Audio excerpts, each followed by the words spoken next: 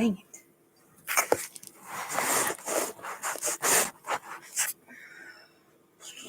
Of course. It's gotta be in the way.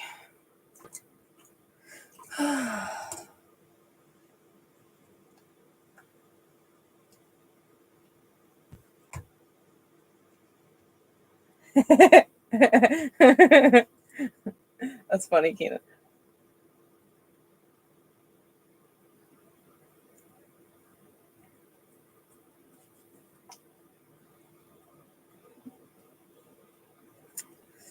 Okay. I actually got YouTube up this time, but I didn't move the chair over far enough. So it's still over this way. I had enough I had 50 subscribers the other day, but then like a couple people like unsubscribed, so I don't have enough to go live from the phone. If I did, I would go get another tripod. Hi, Imogen. Oh, shit. Okay. Really? You're not fucking with me? Because if you are, I'm going to be pissed. Ooh, shit. That was close. Is it weird on anybody else's?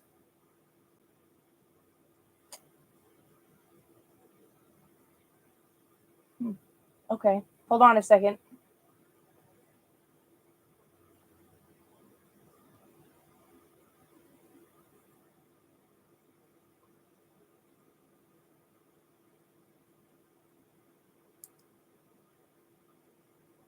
Okay. I don't know.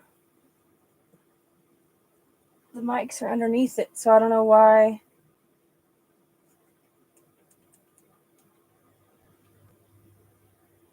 I don't know what would be the problem. Oh, yeah, I hear it. What the hell? That's weird. Okay. Hold on.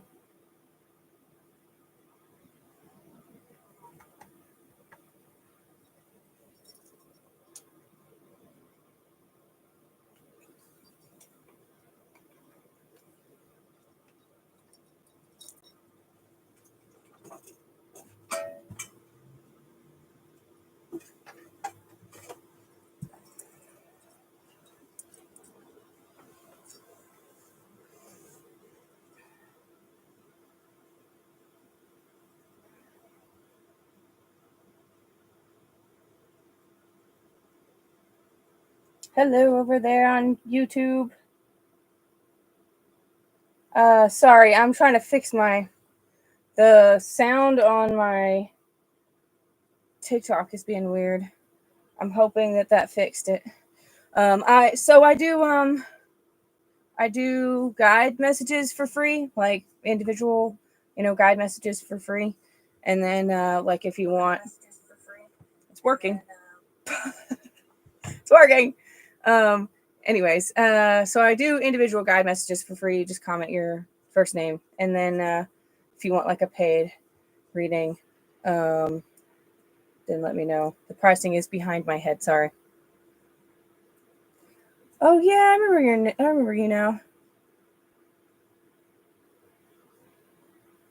Okay. Oh, I forgot Imogen was here first. Imogen. Okay. Is it okay for everybody else? Because it sounded like it was all right on my other phone.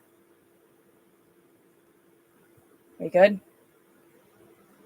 Okay, awesome. All right, so I've got Imogen, and then I'm going to try to say it right. Is it Quajon? Okay, and then if anybody else wants on the list, you can comment your first name. If you're interested in paid reading, pricing is over here behind my head. Sorry, YouTube.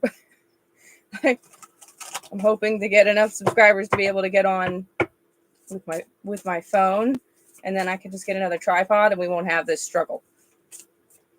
Okay, can I get 4 cards for Imogen?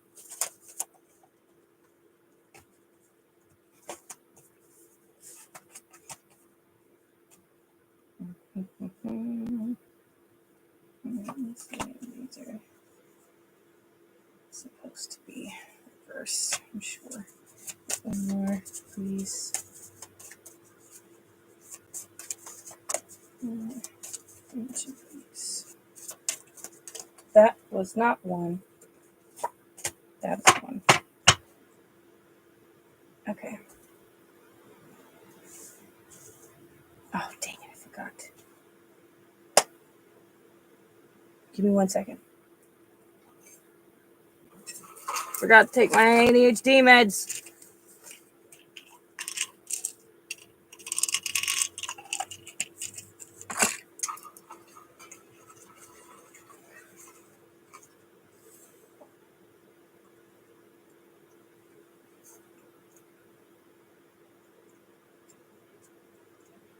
And if that doesn't tell you I have ADHD, I don't know what will. Okay, all right. It wasn't your phone, Kenan. It was mine. That's an interesting question. I don't think anybody's asked me that before. Okay, so all right, here's the deal. So I'm on Imogen, then I've got Quajon, and if you want to be on the list of free cards, you can comment your first name. If you're interested in paid reading, pricing is over here. The questions, if you want a question answered, all you have to do is go over to my YouTube and subscribe. It's Amethyst Tarot. You might have to scroll down just a little bit to find me. Or there's a link in my bio to it, but some people have said it didn't work. So there's that. But like I would have to like tap into you, and that would be skipping other people. So you're going to have to wait. Okay. So Imogen. Well, these all make sense. So, we've got an ending in reverse, which is, it's coming through like stuck in a cycle, or at least, yeah, I'm going to say stuck in a cycle. Loyalty, guardianship, overcoming obstacles, all of the cards are in reverse. So it makes sense as far as to how you're feeling. What is happening? Oh, I got a notification for my own live. Oh, and I just saw Imogen's message. Sorry. Okay. Anyways, I mean, I think it's basically just confirming what you were telling me earlier about how you were feeling. Like, you know, the cycle is that repeatedly having people come into your life that are like, they're disloyal, like they are not, they're going to choose themselves and what they want over you. Like, whenever it's inconvenient for them, they're going to choose themselves. And the guardianship card in reverse is kind of coming through. I'm going to say it's coming through in two ways. One, it's how do I put this?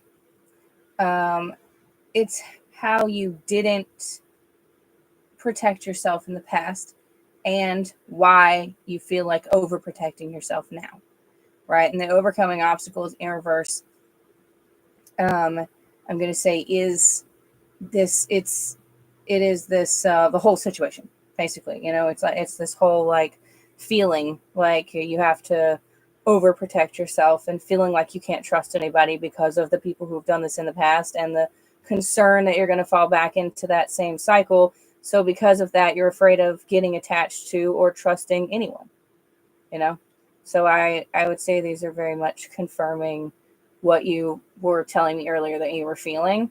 I don't think that you didn't learn from this.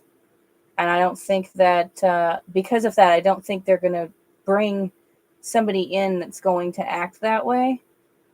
But I do think that two things. One, when we talk about like attracting the energy that you put out, right? Or attracting like what you think you deserve. What that really, turn the heater, sorry.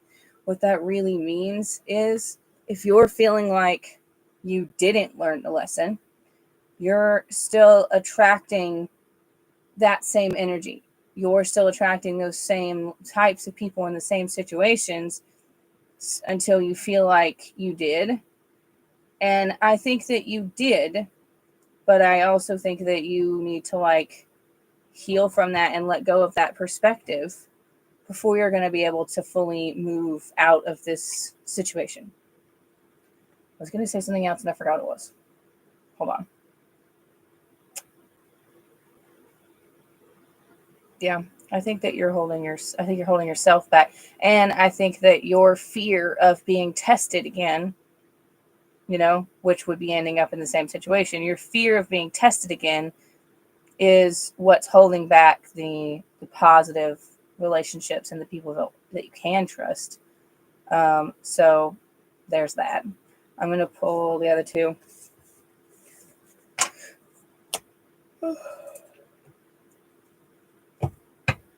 Okay, can I get... sorry.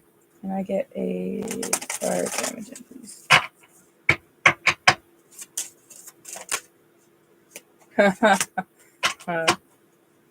Yeah.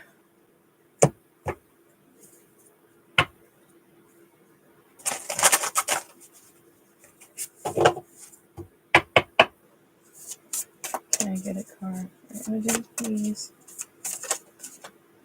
Oh, damn. Why we gotta do that card? Everybody wants... Gotten that card so many times yesterday.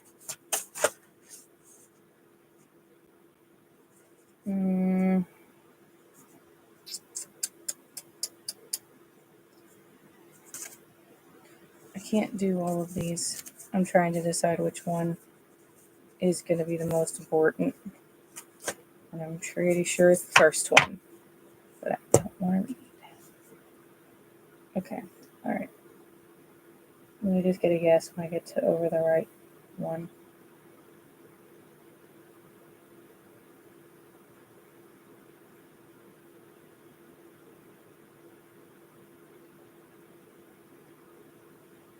They're like, I got like a smaller yes on this one. They were like, if you really can't do the other one, then I do this one. Let me just read it to myself, and then I'll let you know if I can read it. Okay. Need the money for the spell. I just want to keep feeling like this no more. I definitely understand that.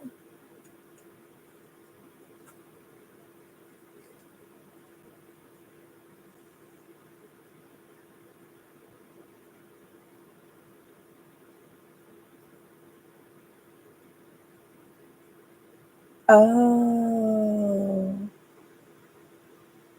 Okay. I can read it. It makes the other card make even more sense, too. I swear, this seat is driving me crazy. Okay. There's one part that I can't read, and it's in the middle of a part that I don't read anyway. Because there's like a little in the thingy, right? So I read this part, and I don't read this part, and then I read the rest of it. So it's in the part that I don't even read. So go figure. I think I've been so scared of this fucking card for so long that I... Okay, anyway, so it is intrusion. All right. I recognize what makes me uncomfortable. I know my boundaries, and I define what feels right for myself. From thoughts, invitations, advances, words, phrases, touch, there are many ways that our body, space, heart, privacy, or energy can be or feel invaded, intruded, or encroached upon. Only we get to decide what feels invasive or intrusive. There can be times when we have trained ourselves to be comfortable with being uncomfortable, or that something isn't that big a deal, so we should just let it slide, because it should not bother us. Something doesn't need to be a malicious or vicious act for it to feel violating. It is important to honor the parts of ourselves that have been violated or have felt intrusion, no matter how big or small the experience. Guilt, shame, self-blame, and a dissonance within our own bodies can build from these experiences. We need to hold and process those stories and feelings outside of times when our control has been physically taken from us. We can set boundaries and redefine for ourselves what we will accept. Think about ways in which you can safely share about experiences you've had that may have felt intrusive, violating, harmful, or invasive. How can you honor and validate your own feelings? If there is an ongoing feeling of intrusion, what boundaries can you set? How can you speak up? How can you change the situation? And what support do you need? And then the questions. Wow, everybody popped in at the same time. Hi, guys. Okay, questions. How can I acknowledge time's choice was taken from me? How do I redefine what feels right for my body? Sorry. Okay. What boundaries can I set to lessen certain intrusions? And then the ritual.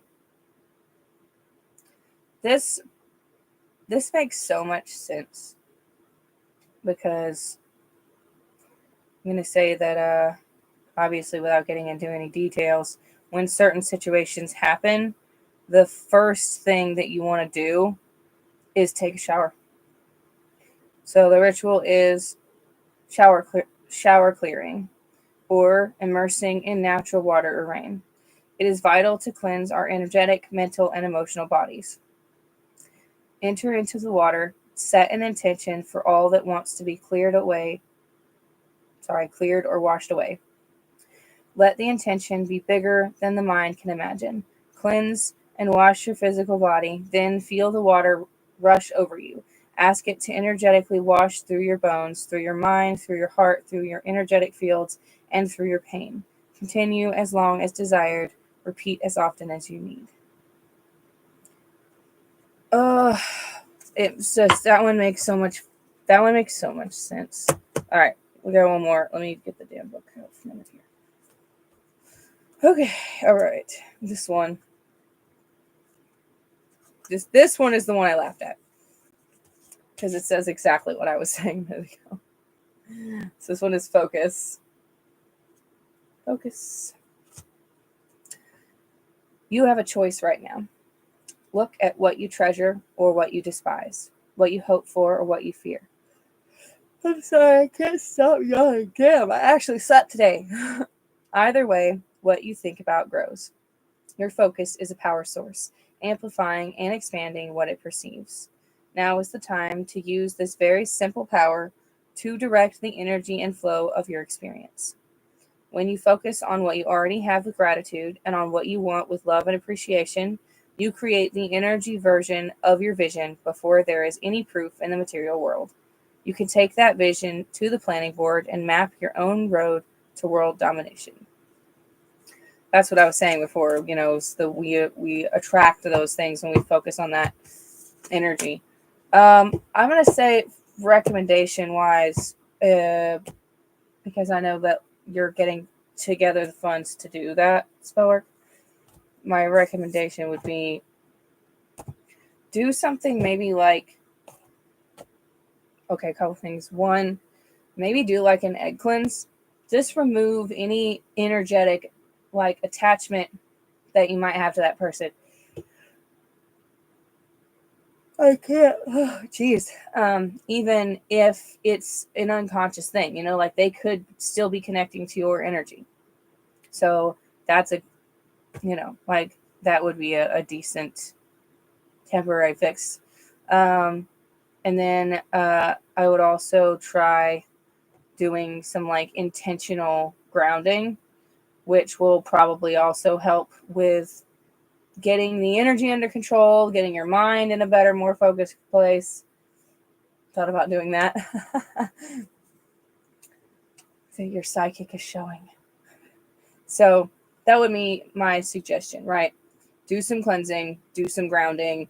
That should be like a temporary fix. I mean, as far as healing goes, you can do healing work without doing spell work. The spell work just aids and speeds it along. So, a grounding is usually one of the first things that you want to do. And I think that intrusion card makes a lot of sense because It's been situations where you kept telling yourself that it wasn't that big a deal and you should just, just let it go or whatever the situation was. And yeah, so I'm going to say I think that one makes a lot of sense. It doesn't have to be certain specific things in order for it to feel intrusive, or like, your the control of your time, energy, space, all that stuff was taken away from you. Okay, where's my coffee? Probably cold as heck.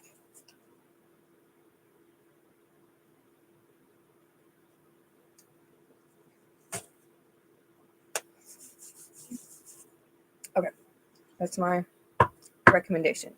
Is Quajon here? You're welcome.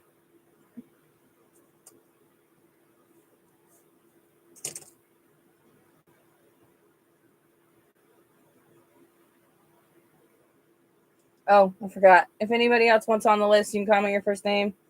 I'll scroll up and see if I missed anybody.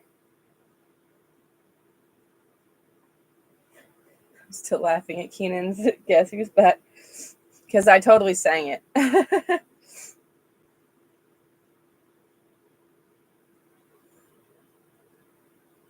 I know that it's behind. It's a little bit behind over there, so I'm gonna give them a second.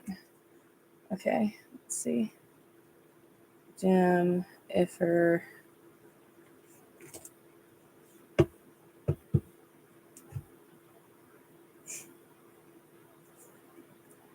It's weird. It's so weird to look over here and see myself with the filter and then look over there and see myself without the filter.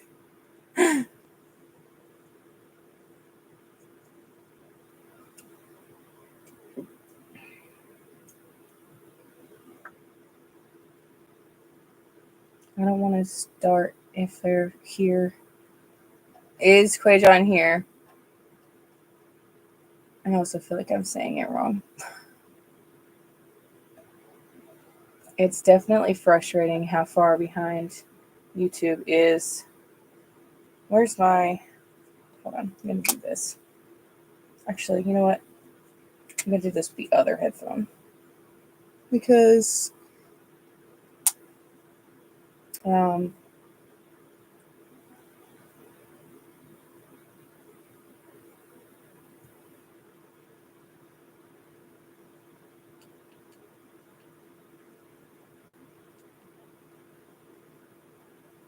yes. Oh, that's interesting. Okay. Wow, it's not as behind as it usually is. Yeah, I can put you on the list. There's 2 people in front of you if you want to. Okay, so let's see. Okay. But yes, Dee, I got you on the list. I don't know if Quajon's here. If so, let me know that you're here, and I will do yours. I'm going to do yours next because I don't know if I'm... Okay, I can tell we're not that far behind. Okay, all right. Can I get 4 cards for Jim, please? Shit. Okay. Oh, nice. Okay. That's way more than 4 cards. Smart ass. Is behind us in the US. They might need to refresh their browser to catch up.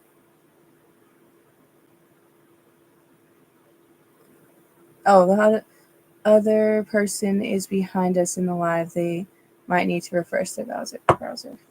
Oh, okay. That's a good point. That might be why it's not behind on this one, because I just got on. Yeah, thank you. That is helpful. Okay. Okay, can I get 3 cards for Jim, please? Oh, shit. Thank you.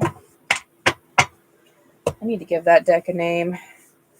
my Gothic Oracle one night, the one that I was saying, the deck that I say all the time is an asshole. I named it Sassy. Okay. All right. So just to let everybody know the list. If Quajon comes back, they're next. And I've got Ifer and then D. I'm on Jim right now. So Jim, Quajon, Ifer, D. That's the order. Okay. Oh, let's see.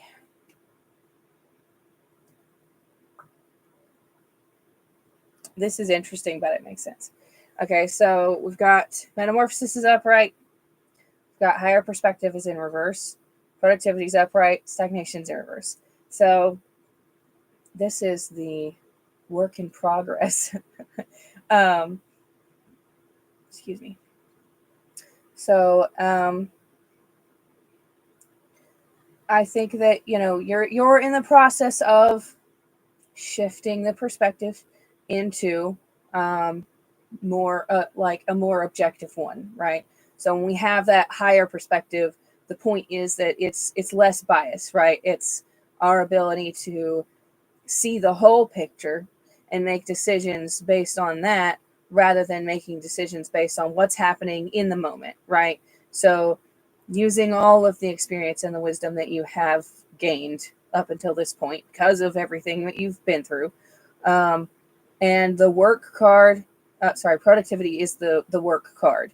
And I'm going to say it's coming through more like the spiritual work, the mental work.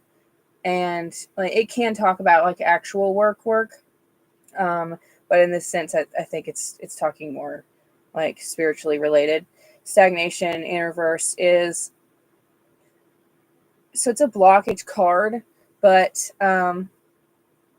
y'all will have to excuse me over here. I'm really bad at remembering to look at both screens at the same time. Like it's usually a blockage card. I think that you are trying to work through it, hence the productivity.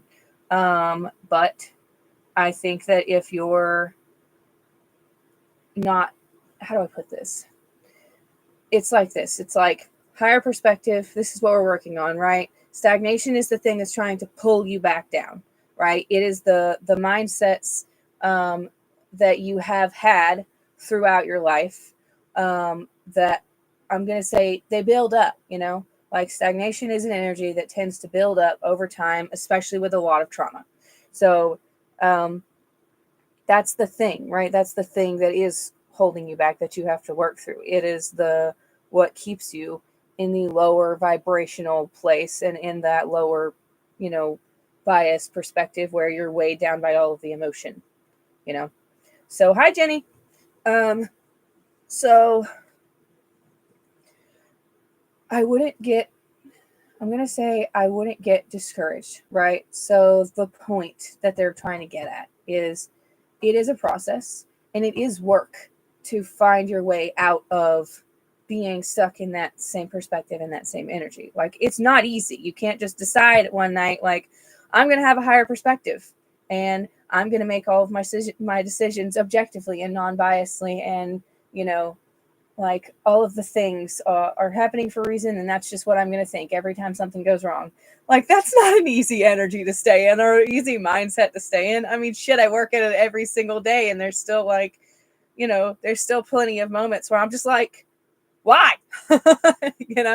Like we know, like we work on having that perspective of everything happens for a reason, but it's still really, really hard to do that when things get hard. So I think that this is encouragement. It's also it's a reminder that it is a process, that it's not easy, and don't beat yourself up along the way. You just keep trying to pull yourself back into that mindset, right? So that knee-jerk reaction might be to go into that mindset of like, life just sucks and the universe just hates me, right? So that might be that first thought. You have to intentionally pull yourself out of that thought and go, okay, I don't know what the reason is, but this is happening for a reason. And I'm not going to let myself stay in the mindset of the universe hates me and I'm just going to wallow, So, okay, so there's that. I think I've hammered that in enough. Let me get these.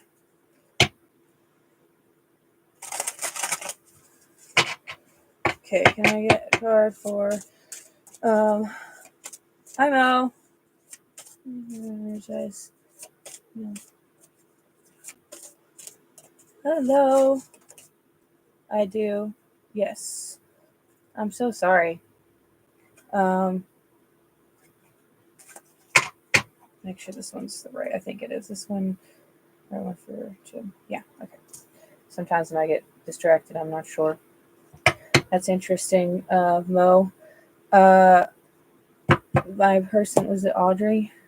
Yeah, I do. If you want to get on the list, free cards. The list is a little bit long. You can get on it and come back in like 15 minutes.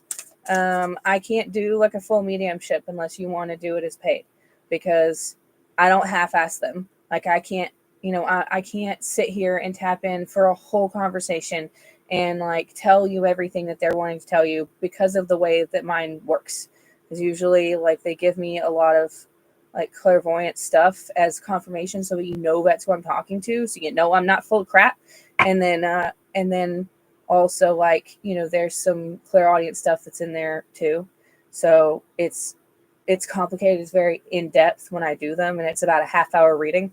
So if you wanted to do paid, I can do that. If you want to get on the list for the like guide messages, the likelihood that he's going to show up is pretty high. And then I can just tell you, like, if he says anything in that moment, I can tell you what he says. I just can't do like a full one unless it's paid. Okay. Can I get one card for Jim, please? Okay. All right. I'll write your name down. All right.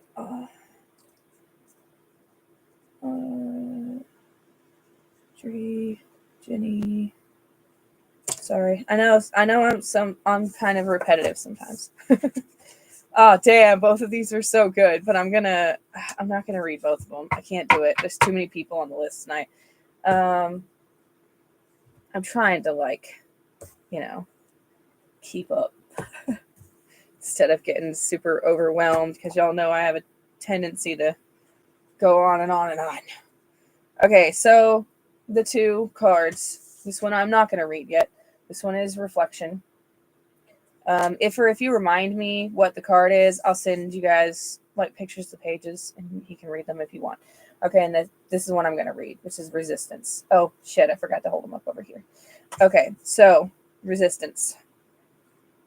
I take a deeper look at the resistance that arises from within me. I acknowledge the dignity in resisting. Our no holds untapped potential, and it can be misunderstood even within us. How much attention and listening do we give to our no? Since we are creatures who like comfort and habit, when something stretches us beyond that, we can feel resistant, or we can feel a no rise up. Is our resistance serving us?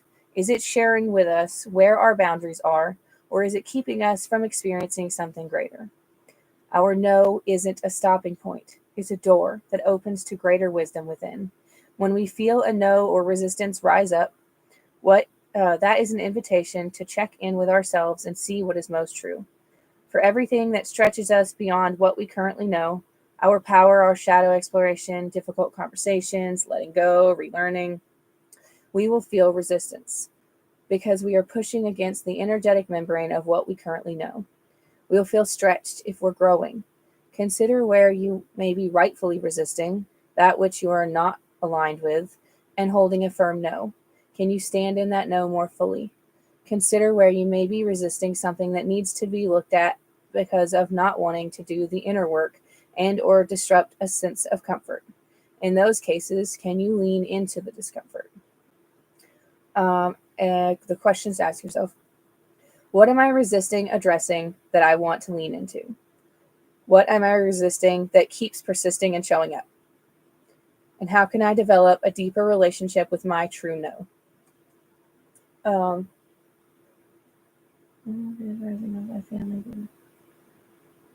That's interesting. I can put you on the list, Mo, if you want. Also, if you go subscribe to my YouTube channel, I do the one free question over there for subscribers. Okay, the ritual. We can develop a greater relationship with navigating resistance by fully expressing our no. On a blank piece of paper, write 10 things you are currently a no to. It says do that before reading on. Obviously, I'm reading it. um, when complete, go through your list and see how you can honor your no's in action. Consider any no that needs to be spoken to someone else. Notice any resistance to that and challenge yourself to speak your no. If there are any no's on your list that are there because you are resistant, but you know that internally it is most aligned to be a yes, ask yourself how to meet no in a how to meet that no in a more balanced way. Okay. This is the one. The reflection one, I'm going to say, is kind of exactly what you would think it would be. Okay. 43. All right. This one. This one makes a lot of sense. Oh, you did? Okay. Sorry. I have YouTube up on the phone so I can see how far behind it is. Okay. Let's see. What did I miss? Okay. All right. Hold down. Oh my goodness. This one's super short. Let me write down Mo's name. Okay. Tend to your partnerships. I don't know if I held it up. Tend to your partnerships. Tend to your partnerships. Okay. This could be a time to review or negotiate business, new romance, or friendship, or nurture the primary partnership you have with your own soul. The wild things know there is no thriving without Earth's good graces for food, water, shelter, and beauty. They honor her generosity with reciprocity. Is it time to share, celebrate bounty, give back to the resources that have provided for you? Perhaps you're being called to receive instead of continuously giving. You need not earn your belonging.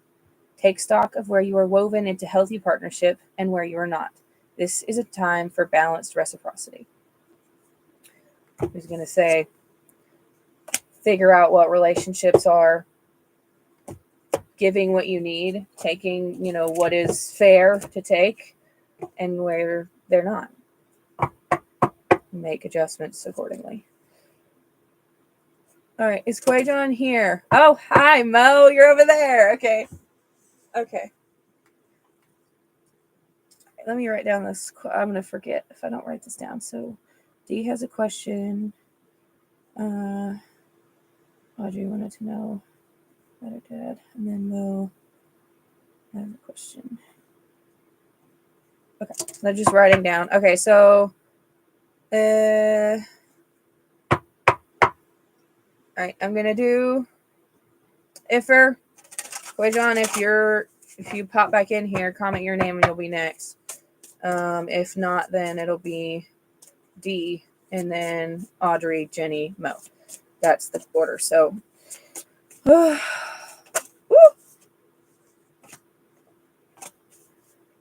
Hold on. Are these for Ifer? Okay, just checking. I get two more. I get two more, please.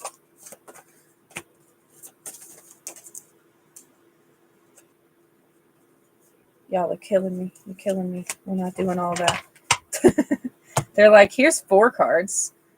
4 more cards. Oh, wow. Okay, cool. Okay, so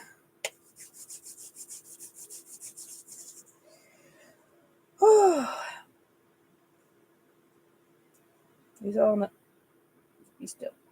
These all in the right direction. Okay. Just check.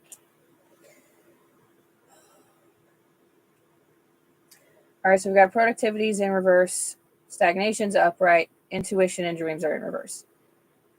Back over to TikTok because it's faster. Yeah, that's fine. All right, so yeah, I've noticed there's definitely more of a lag on YouTube.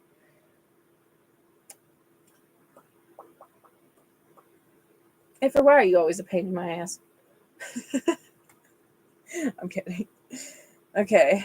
There are definitely more difficult people. All right. So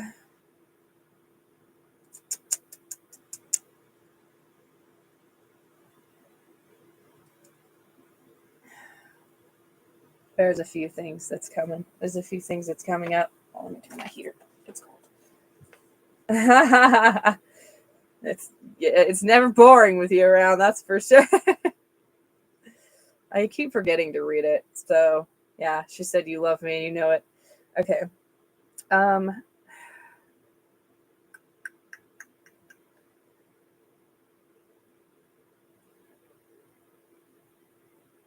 okay, so I think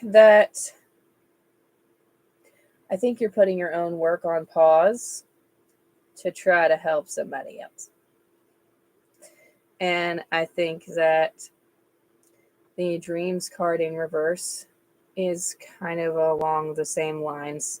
Like I almost feel like you don't know what you want your plans to be because your part of the obstacle is, I'm going to say, other people. Like when you want a future with somebody, you can tend to put what you wanted on hold because it may not be the same thing that you wanted before, and that's okay. Like it's okay to change your mind and say, you know what, I think what I want now is not what I thought I wanted. And so I almost feel like I guess I should say it's more like an evolving situation. Like you're not sure what you want your future to look like at this point. And the intuition in reverse it's part of that. Like because you don't really know what you want, you don't know how to tell if where you're going and the decisions that you're making are the right ones. Like, because you have pretty strong intuition, like I've noticed you have pretty strong intuition. You don't always listen to it, but I think that when you have a direction and you know what you want, you're pretty good at figuring out how to get there and knowing what aligns with that and what doesn't. That's a process, right? Like it's a process to get to that point. So I think it's okay to take a moment to pause and figure out what you want, because I know that this is an evolving situation.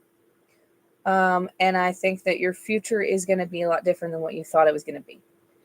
I will say this: let change happen, right? Like, don't see this as a scary thing, which I know is really hard, but like, don't see this as a scary thing. Like, let the possibility of considering new, new visions of the future, new wants, see it as a good thing, and like let yourself lean into that and figure out what it is that you want now based on the things that you have going on now.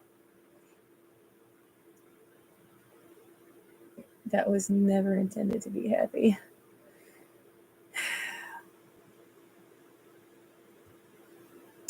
You do get to be happy, right? Like even in lifetimes where we all learn lessons, right? And even in lifetimes where we've got lots of karmic debt with it, we're trying to make up for, it doesn't mean that our entire lives and every aspect of it have to be completely miserable the whole time. What determines that is how you learn the lessons, if you learn the lessons and pass the tests and break cycles and things like that. When you do that, you open up pathways to get the things that you want, right? So the only, like, the people who tell themselves that their lives are just going to suck forever and they're just never going to be allowed to be happy, like if you stay in that mindset, that's what you are going to live up to. But you don't have to, right? Like you're not going to say you don't have to stay in that mindset where you believe you're being punished all the time, because it's not going to get you anywhere. You got to move out of that stagnant energy by part of your cycles. One of your lessons that you have to learn, one of your things that you have to break is this situation, right? Is, I'm going to say, accepting, like it can be happy, and that even though there will be obstacles and it won't be perfect, like it's not, I don't think it's going to be something really bad. So you have to break the cycle of that mindset that because all of these bad things have happened in the past, that you don't get to be happy. Can I get a card for Ifrit, please? Yes! I love it. I'm sorry. All right. Don't give me the same card as yesterday. Because I saw it. Don't do it. Can I get... Oh, shit. Okay. Can I get a card for Ifrit, please? Shit. You were here a minute ago. I'm not reading it again. I think you were here when I read Intrusion a minute ago. I'll read it again if you want. Apparently I can. Oh, yeah. Also, ooh, that one's hard. I'm not going to read that one right now.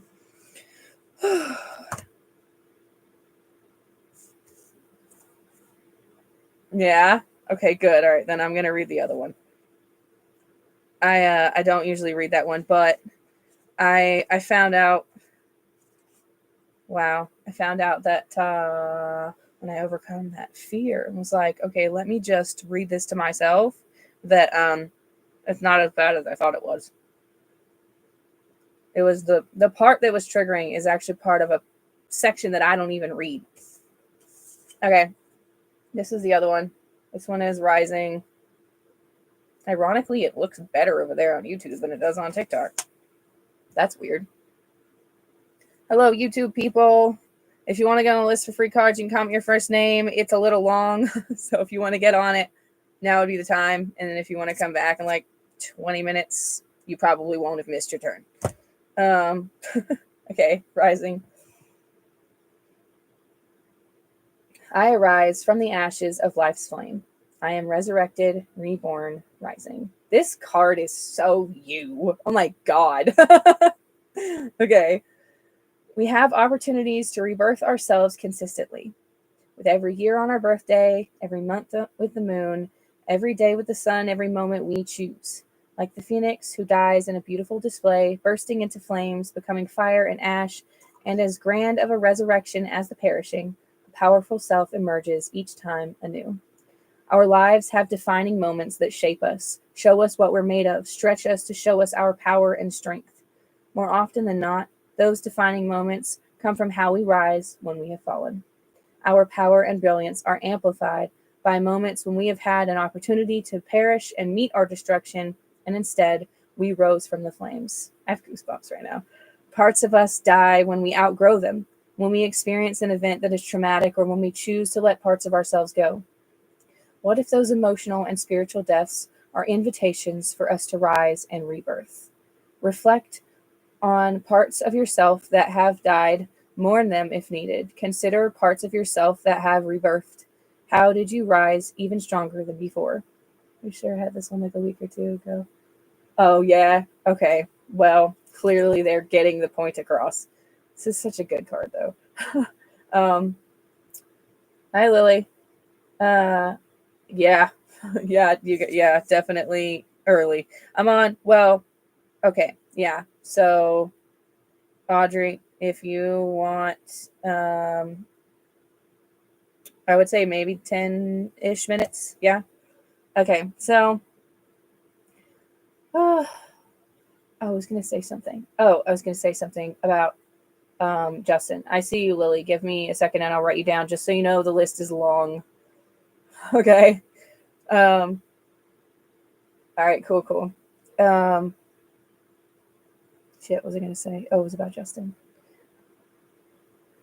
That's one of those things.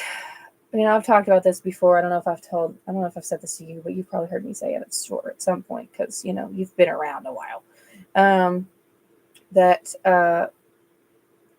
When really traumatic things happen, we will not ever be the same. Like, we'll never be that person that we were before. And I think that's one of the scary things, and that's one of the hardest things to accept, especially when it comes to grief, is there's this whole thought process around it by people who haven't dealt with it. there's a whole thought process behind it that I'm going to just get back to who I was before. That person doesn't exist anymore, right? So now you get to decide what person that you are going forward. And I think one of the cycles is being able to process all of that, because I know that that is hard. And I also really love that, you know, what you told me the other day about being able to sleep. I love that the list is long. Yeah, I know. I wish that the list was paid, but it's okay.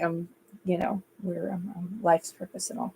Okay, contemplations, questions. You know, what within me am I ready to release into life's flames? How can I honor the parts of self that are no longer here? What new identity do I choose to rebirth myself as? Gather a paper, pen, and fire supplies. Don't get in trouble. Outdoor fire. I'm not going to say safely indoors because I know where you live. Sit quietly, receive a few deep breaths, tune into a part of self that is ready to be reborn. Ask that part of self what is ready to fall away and what parting words of wisdom it has for you. Write anything that you're ready to release in a symbolic death. Read what you wrote, speak it into the fire, release it into the flame, and watch its beautiful departure. Once the fire has died down and cooled fully, safely collect a small bit of ash. Tune in to the part of self that's ready to be reborn.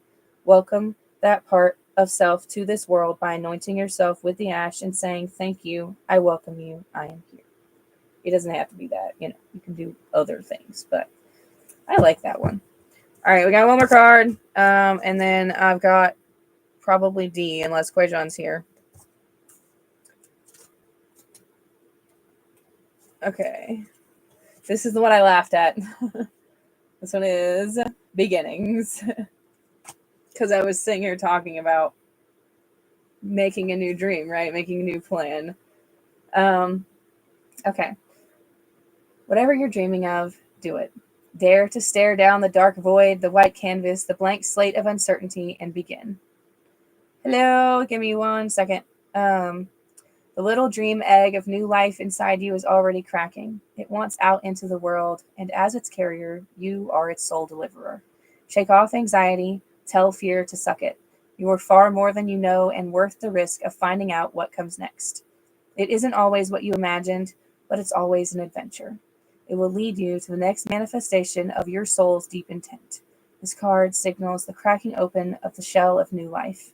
Beginnings are a wild magic. Embrace the abracadabra. I love that card so much. Enjoy playing with fire. Oh God, just be careful. Okay, just be careful. Oh, why did I do that? All right. Let me see. Let me check the list and tell everybody where they are.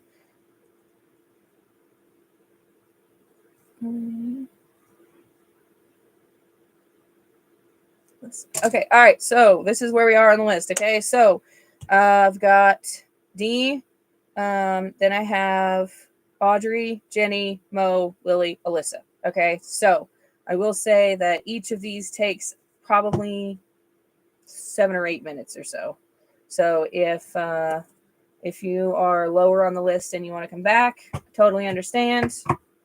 I'm pretty entertaining, but I know that some people have other shit to do. So just if you are, you know, if you have to go or whatever, please just let me know.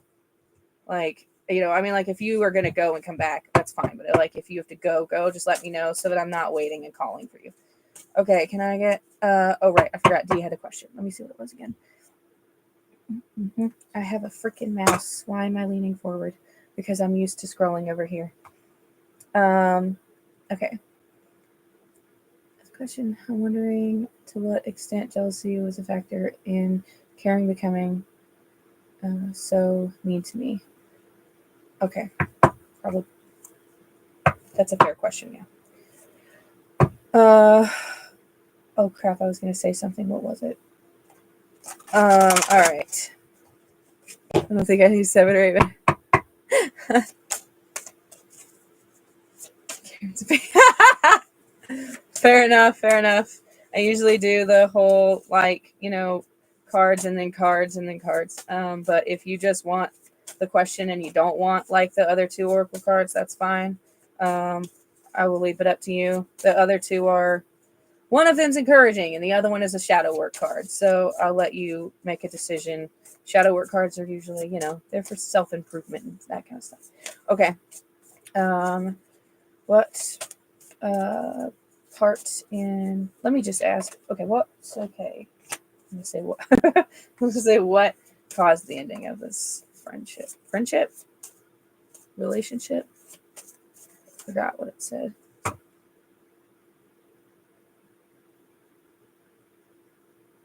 Oh, you just said okay. Friendship. Okay, that's what I thought. All right. And this friendship. Ooh, she's got not great energy.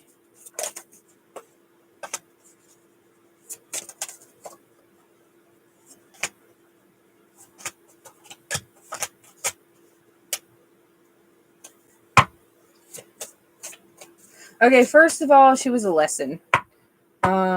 And let me clarify, people hear the word lesson and they think punishment, and it's not.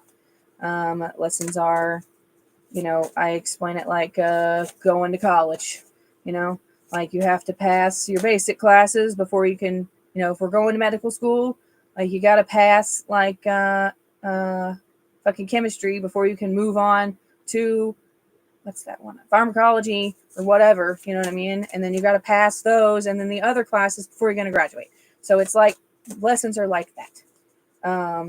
One of them is supposed to help. They help build character. They help turn you into the person that you're supposed to be. So part of why she was even there was, I'm going to say to teach you higher perspective. Yeah. Okay.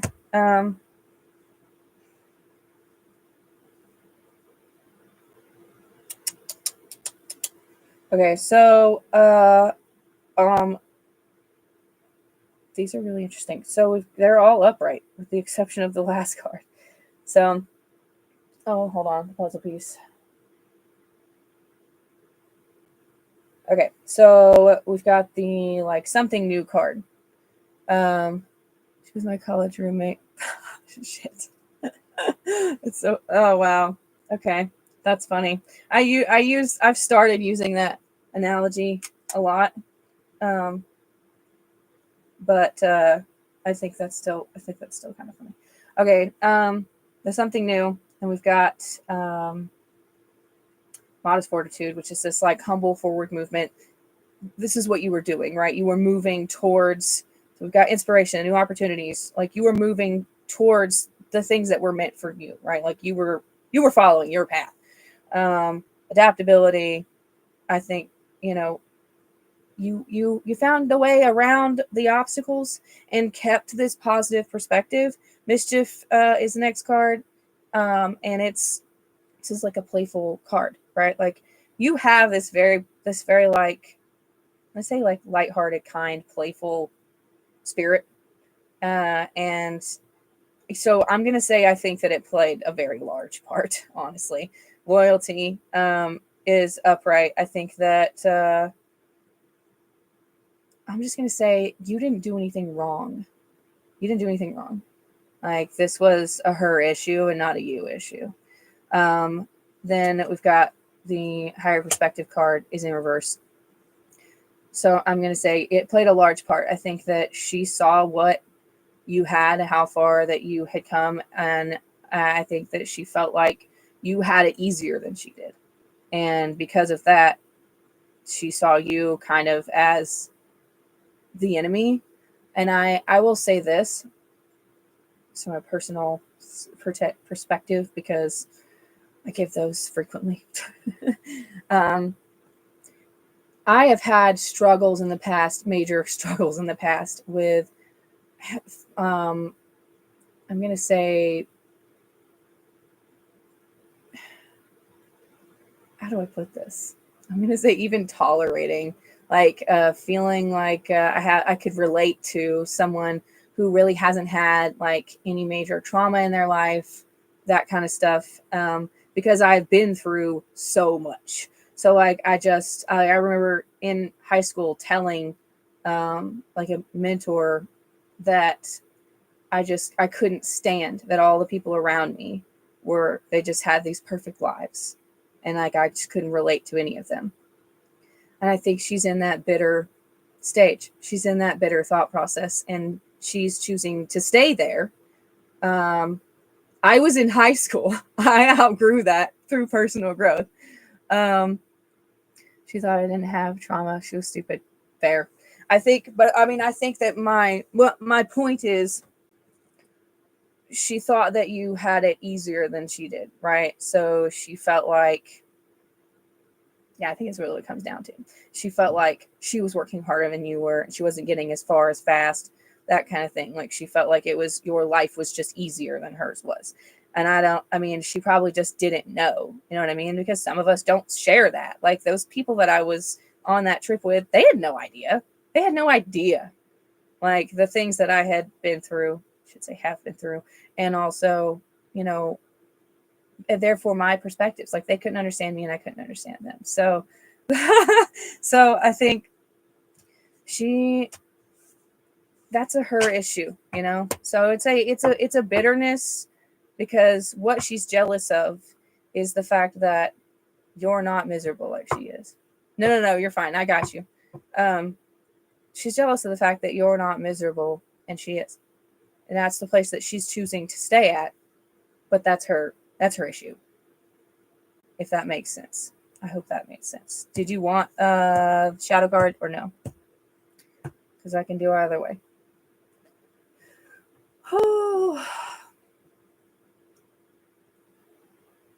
Awesome. You're next. You're gonna be next, Audrey. So give me just 2 seconds.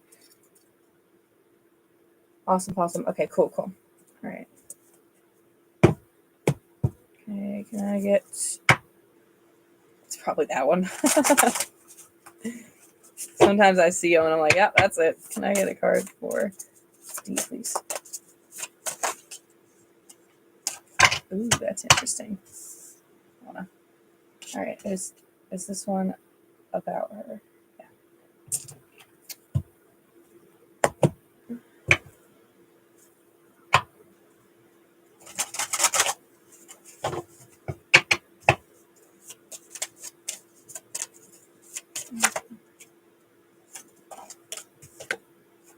Oh, I love that card. Okay.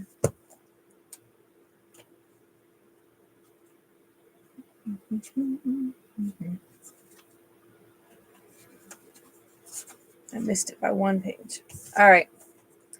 This one is reflection. It's so funny, like that the words are not backwards over here and they are backwards over here. I don't know why TikTok couldn't fix that.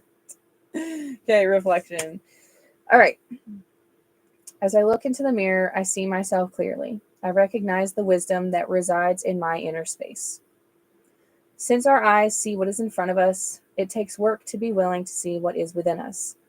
It is easy to judge and blame others, see faults all around us, and point fingers in the direction that we point our eyes. We can get caught in cycles of perceiving others and avoid the work of looking into the mirror and seeing ourselves fully, literally and figuratively. This is a call to self-reflect. Every single person we see and everything we see is an invitation to look closely within ourselves. Every interaction is a window, a mirror through which we can learn. We cannot control anyone or anything outside of us. The work is only within ourselves. When we have an opinion about someone, do we begin creating judgments about them or comparing ourselves as better or worse?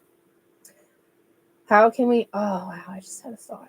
Okay, sorry. How can we shift our perceptions inward and learn more about ourselves and what we value? When we get frustrated with someone, what does that tell us about what standards or expectations we are holding for others or even ourselves? How do we project ideas or aspects of ourselves onto others? Consider the patterns of how you perceive others, how you can use that information as fuel for interchange, and think of how you are looking to others rather than looking inward. Okay, I'm going to say this because I know that sounds like they're being super critical of you. Part of what she was supposed to do as the lesson was, I'm going to say, get you to realize, I think you're significantly harder on yourself than you are on other people.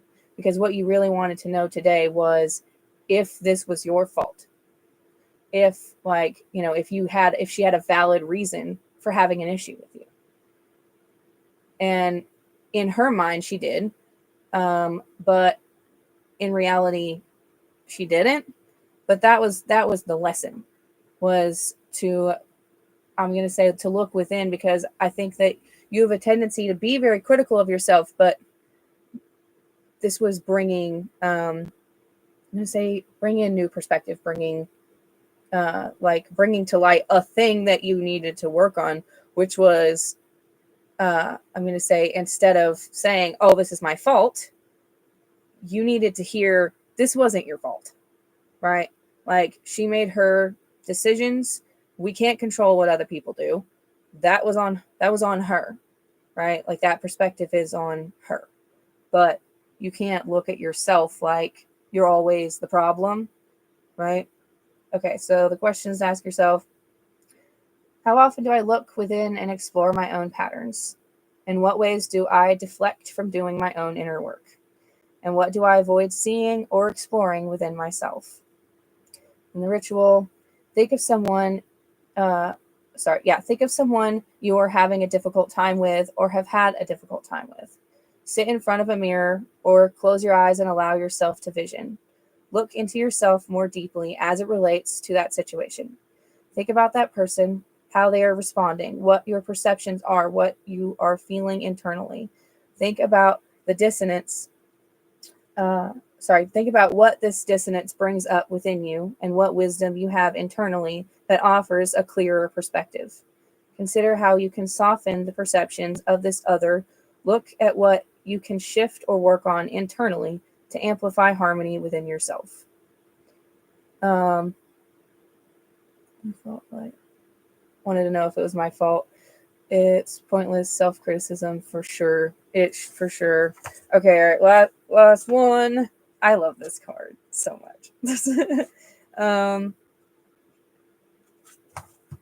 Oh, I had it. Where was it? There it is. Okay. I love this card. All right, it is the Wooby. I love it so much. Look how cute he is. The Wooby. I don't get to read this one very often. Okay. It says, remember the Wooby. Remember that blanket you had as a child, the one that comforted you with its mere touch, or the special stuffed animal or toy that connected you with your own ease. That feeling is the Wooby, and it is the center of your belonging. Longing is the center of the universe. Forget about the practical adult world for a while. Embrace the Wooby. The books, films, poems, music, and nature that put you back in touch with your own nature, inspiring you to remember who you really are beyond your own circumstances. This is what is calling for you right now. Answer. The Little Prince taught us that which is essential is invisible to the eye. Close your eyes to see. Tell reality to bite it. When you're ready to deal with it again, it'll be waiting for you. You'll always find proof of what you seek. So stop looking at all the ways you don't fit in. Refuse to take account of what displeases or hurts or frustrates you. Spend this time falling in love with all the ways you belong to the planet and to your own sacred, gorgeous heart. I love that card. It's so cute. It's so cute. Oh my god. That's so great. She said the Little Prince's big story in her life. You are very welcome. Oh boy. Okay. All right. Audrey, you ready? Nefertiti.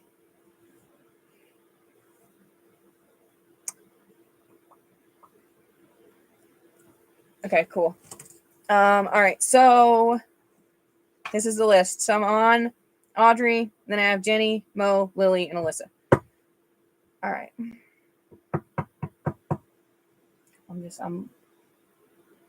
I'm listening to see if he shows up. They usually do, but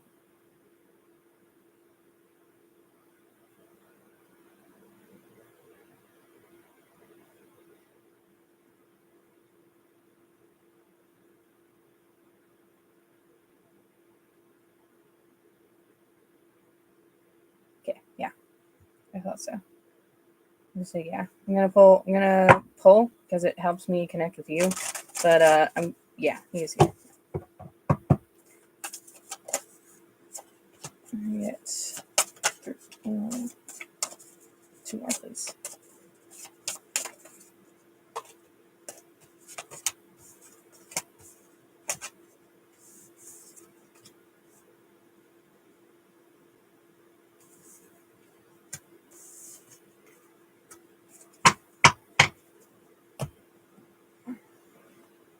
I'm probably just gonna end up sitting here listening. I'll tell you what the cards are though. So we got hesitation, independence, luck, and leadership, and they are all upright.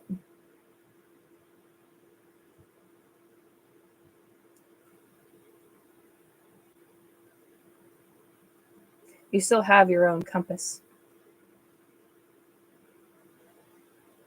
Like, I know that you feel completely lost right now, and you're still like, this is, you weren't, I don't think you were here when I was telling you for this a little while ago, but when really traumatic things happen, especially when we, like lose somebody that meant a lot to us, it changes us.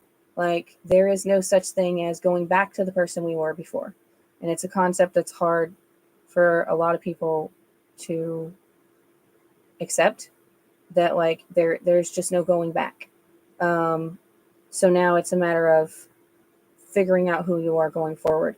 Hesitation upright is an intentional pause card. It means, like, they're giving you a break. Nothing, like, there's not going to be any major lessons or tests or anything like that. They're happening right now. They're giving you some time to figure out yourself.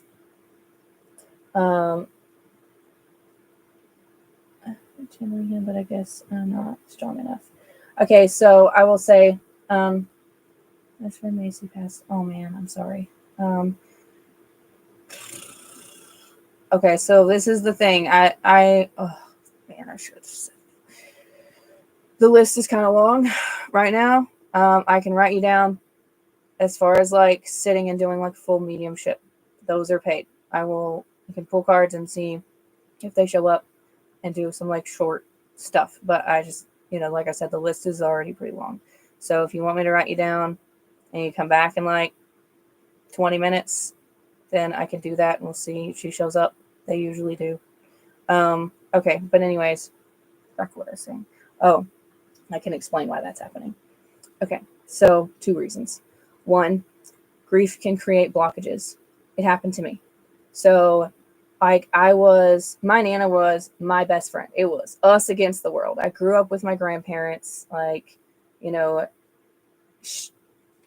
she was just everything to me. And when she passed in 2019, like, just this wall went up. Like, psychic wall just went up, and I couldn't pick up on anything anymore. And it's because grief does that. So grief can absolutely block that. It doesn't mean that he's not there. The other thing is, how long ago was this? They have like a process that they go through after, and sometimes if they haven't finished, it can. No, I don't think that's what it is. Hold on, let me just listen. Clairaudience is like my biggest one. It's the first gift that I had.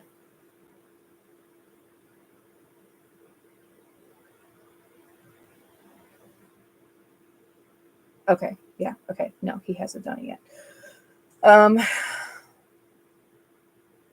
2 days. Okay, that makes sense. Sorry, my comments are all usually kind of behind. Geez. Okay, first of all, that really sucks, and I'm so sorry. All right. So before they go through that process, the perspective that they have and the like kind of power level that they have is much lower. They're still in the same mindset and perspective that they were in during their lifetime. And it being 2 days, that is totally normal. Usually they do that after, like, like after like funeral stuff. Um, it's just, for most of them, that's just part of their process, of part of their being able to let go of this lifetime. Um, once he does that, yep, I'm going to say it's probably going to be a lot easier for you to pick up on him, because his energy is going to be a lot more stable and more, it's just stronger in general. So there's that. But I also feel like a large part of it is that blockage that comes from grief. And I am trying to think of how to even describe how to get out of that. Because it took me a really long time, like a couple of years. Like, it's part of it is just the general healing process, and like accepting that, first of all, he's not gone. Like, I know that's hard to, I'm gonna say accept. That's like hard to accept when you're not picking up on him, because I think that I'm gonna assume, yeah, I'm gonna assume that, like, you've had gifts for a while if you're noticing that you're not picking up on them.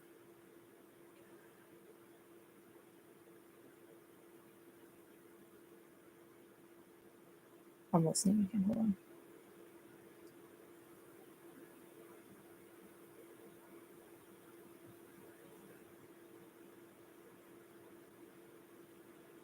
If you're not here for Audrey, could you just back up, please? Everybody gets really excited when I start talking to them.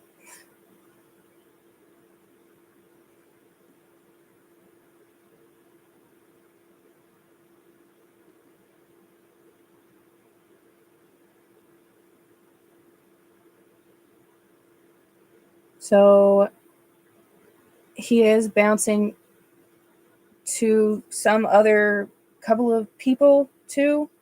But I think that it seems like the cord to you is the most, I don't know, it's the strongest, it's the most intense, it's the brightest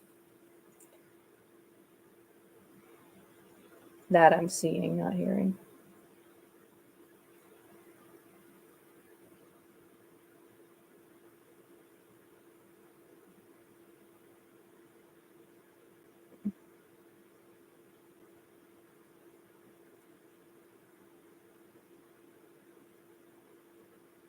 Whatever emotions that you're feeling, I just want to say that they're valid regardless of what they are. Like, it's okay if you're feeling angry. And I'm not saying all the time, but I'm just saying, like, it's normal and it's valid.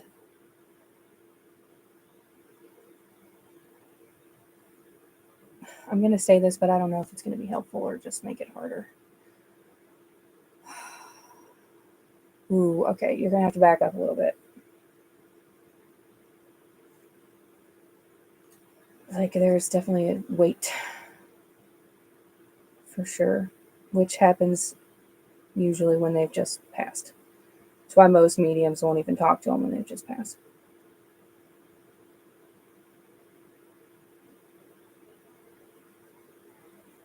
Oh, the thing I was going to say, right.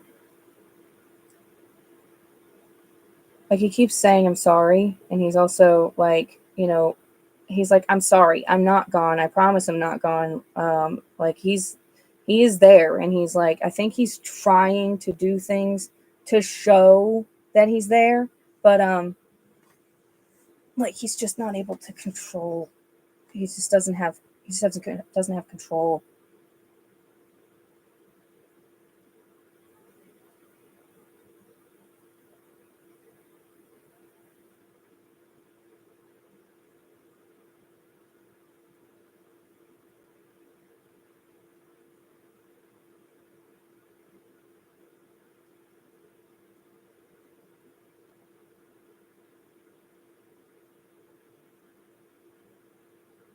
This is why I don't do this usually unless it's paid, because it takes a minute. Especially with newly deported.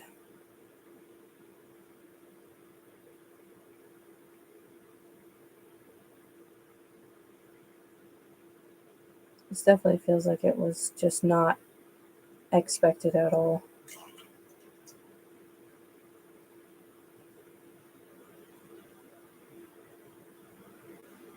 I'm also deliberately not looking at the comments, so just give me a second.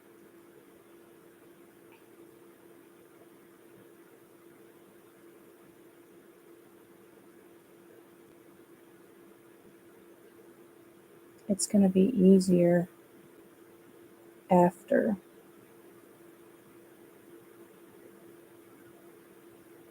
Mm-hmm.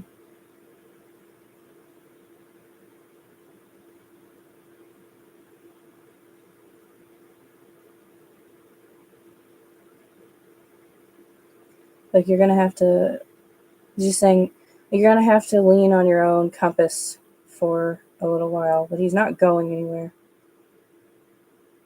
And he'll keep trying to connect with you. He has to go do the thing that they do. It's going to help a lot.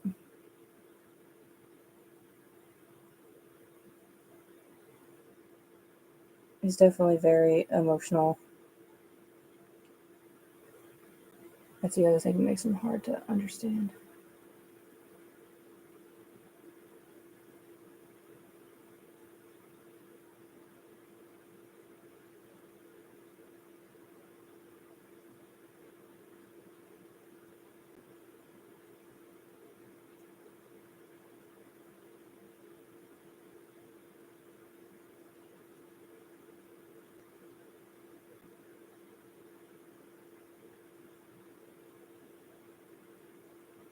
He just keeps saying that, and I know it's because he's not done the thing yet, so he's still stuck in that, say, circular thinking. Like he just keeps saying, like, I'm sorry, I promise I'm still there, and like he's trying really hard to connect.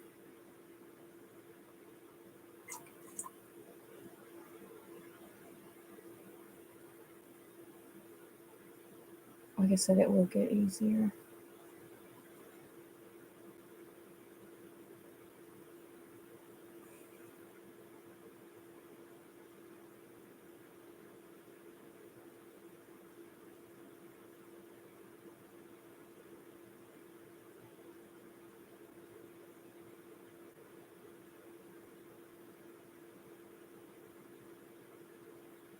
Sorry, like I said, they're hard to hear when they're like this because they're so emotional. And like when they're super emotional, it means their energy is all over the place, which means that it's harder for them to come through.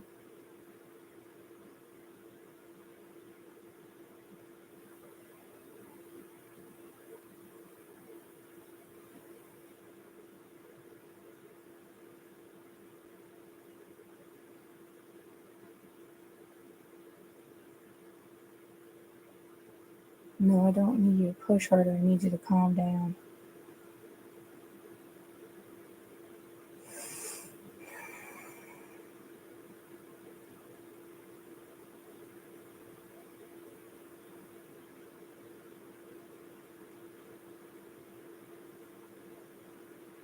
Yeah, he's just like, I didn't leave. I didn't leave. Yeah. It's a lot. His energy is the emotion's very intense, the energy is very intense, and there's like for sure is a heavy freaking weight. I would say after, like a few days after you guys do whatever you're gonna do, with funeral services and that kind of stuff, give it a few days after that, and he'll probably be a lot easier to understand. Right now, it's just a lot. Oh, shit. Fuck, I'm so sorry.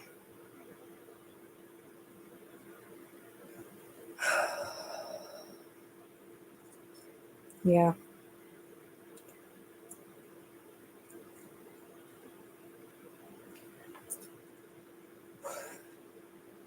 I would take some time. I would be,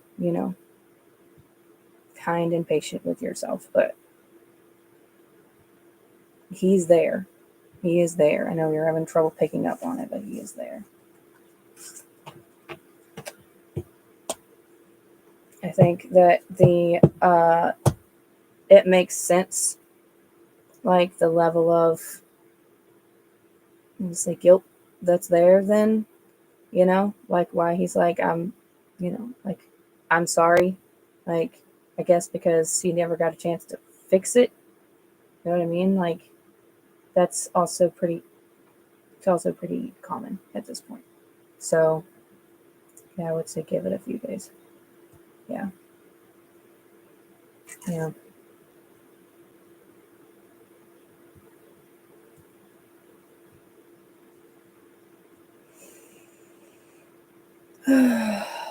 Man.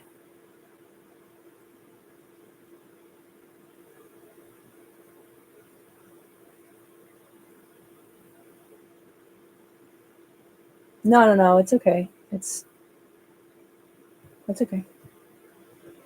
Once he leaves, it'll get better.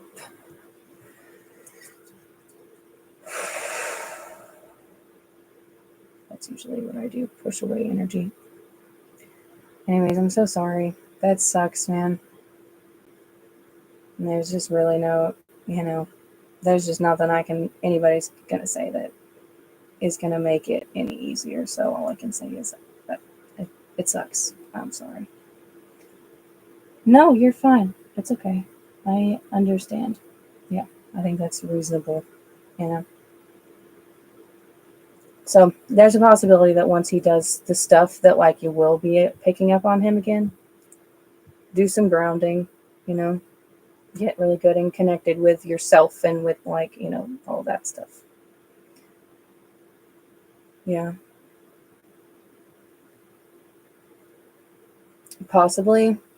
But like, yeah, like I'm going to say probably after he does all the stuff. But like right now, he's just stuck in that, like, he just keeps repeating it just like over and over and over like that. He wasn't saying like, he the, how do I explain this? It was like the compass thing was like this echo. You know what I mean?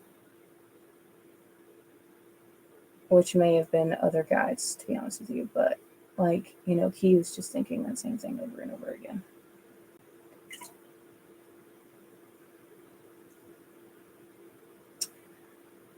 Well, I'm sorry that it wasn't more helpful. Oh shit.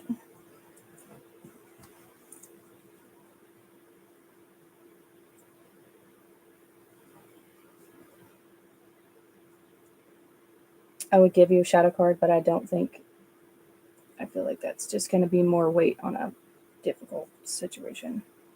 Wow. Wisdom is the card.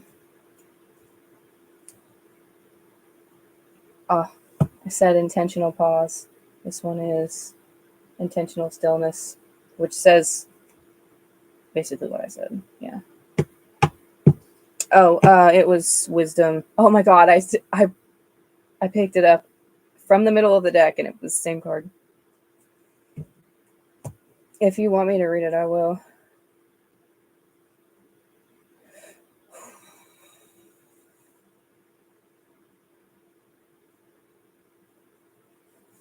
Like, I don't mind. I forgot what this one was. There it is. Yeah, sure.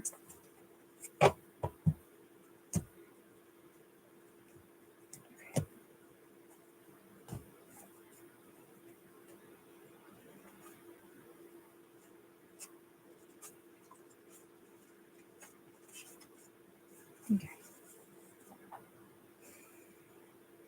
All right. Wisdom. I am wisdom embodied. All the wisdom I need is accessible to me, through me, and within me. Wisdom is not equivalent to how much information we have or how much we know. Wisdom is eternal and has nothing to prove. We live in a world and a time of information overload. We don't need more information, we need more wisdom. To embody wisdom is to hold the knowing that there is much to be learned and curious about, but is far underneath the surface of information. This is the perspective shift he's going to have when he goes through the process. Wisdom keepers will share what they know from their own experience rather than a projection of absolute truth, and they will also share that there's much they do not know. We cultivate wisdom by letting inquiries move within our being and allowing our experiences to transform us from the inside out. We don't receive wisdom from books, we receive it from living and from the alchemy of how we sit with information and translate it through our bodies energetically, emotionally, mentally, physically. Wisdom comes from letting inner sight, move through us. Think about ways that you sit with knowledge, information, insight, and wisdom. Think about the life experiences that have brought you deep wisdom. Consider ways to be in deeper exploration of your shadowy corners to receive more of your own innate wisdom. Allow wisdom to rise up to and through your heart to guide your way. This is part of the process he's going through and also part of the process you're going through. And the questions are, where have I been valuing information over wisdom? How can I sink more deeply into the wisdom I have within? And how can I gain more wisdom from exploring my shadows? So I know you said he has a lot to be sorry for. I'm going to assume that this is probably talking about those things. So there's only, there's only so much that we can do, especially in this situation. But what was I going to say? Hold on. I was going to say something and it slipped away. There's too many people talking in here.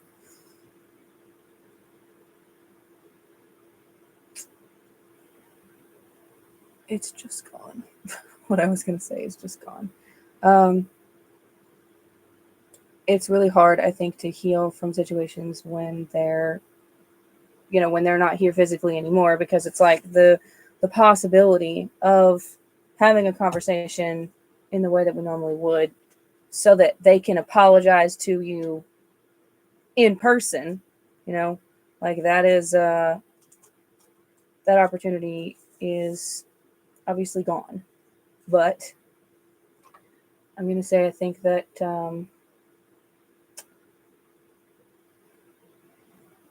it's a different process, but I think that this might end up being more helpful than you think. It's just not going to happen right this very second. I'm going to read this other one because I think it's also, it's like what I was saying a second ago. Maybe I'll remember what the hell I was going to say. Okay, so this one is Intentional Stillness, which was literally the first card a minute ago. Winter invites us into a magical hush. This moment has left you out in the cold. Embrace the lull. The cold has the power to suspend, to hold, to freeze until it is time to act. There is divine protection in suspended animation. Right now, life has brought you the opportunity to embrace the power of the colder, more protective dimensions. Oh shit, I just realized. Sorry. Carve a sparkly igloo inside your heart. Get still. Open yourself to the cold clarity derived from detached observation. The time to plant and grow and play will come again. For now, seek shelter in the cooler energies. The gift of snow is stillness. I realized that like halfway through. I was like, oh, shit. Okay. Yeah. I think this is one of those things that like you just it's a wisdom only gained by living through it.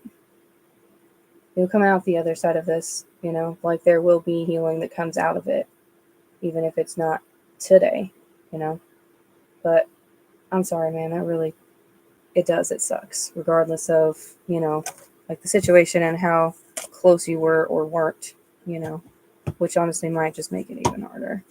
But yeah. Oh, okay. Good.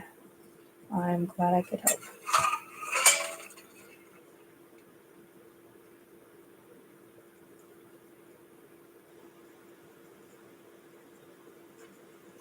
You are very welcome. Okay. Is Jenny still awake? Probably not.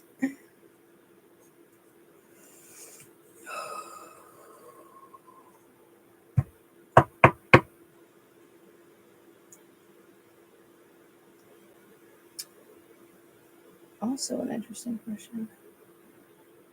Oh, shit. Hold on.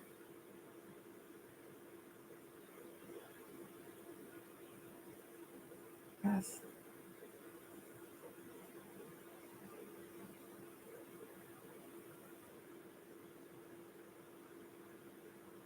Sorry, there's just too much energy in here because there's a lot of people in here right now. So give me a second. Also, if you're pushing your energy towards me to ask the question, don't. I don't know for sure if it's you, but I'm just saying, if you're doing that, don't. I'm gonna say, you have to ask that question? Probably. I'm gonna make a recommendation. Because like I said, I'm gonna get common sense and first gut, reaction is yes.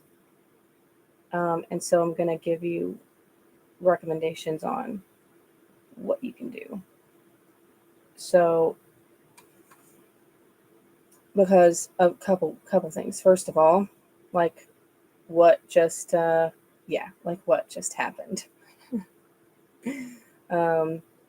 That happens with the energies around you too, right? How they're affecting you. So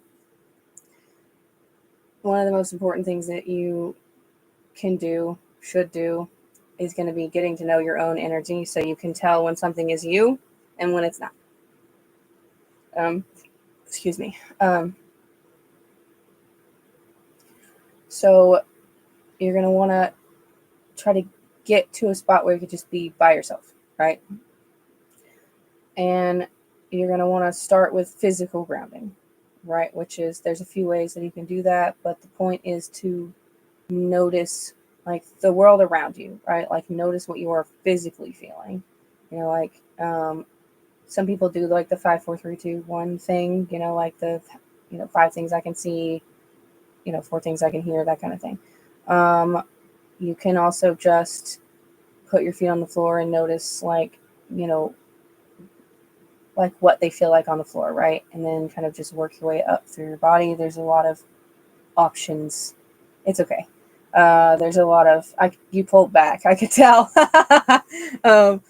So right, there's a lot of options for physical grounding. You can even Google physical grounding options, right? So you're gonna want to physically ground, and then after that, then you want to notice like your energy, right? Like you want to. So if you imagine like this bubble that's around you, I would say that it's connected to it for sure. If you're taking in lots of energy that's around you, it's going to make your body feel anxious, which is going to make your mind feel anxious, and then it's just a vicious cycle. So physical grounding, right? Now we're talking energetic grounding.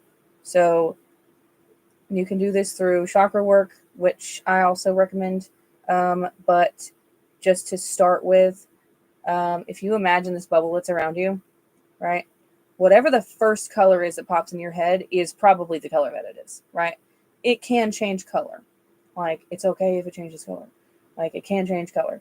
And I wouldn't focus too much on what it looks like. It's just, the point is to get a visual, and then also focusing on what it feels like. So, does it feel like warm? Does it feel cold? Does it feel like there's a buzzing feeling? Like, what does it feel like?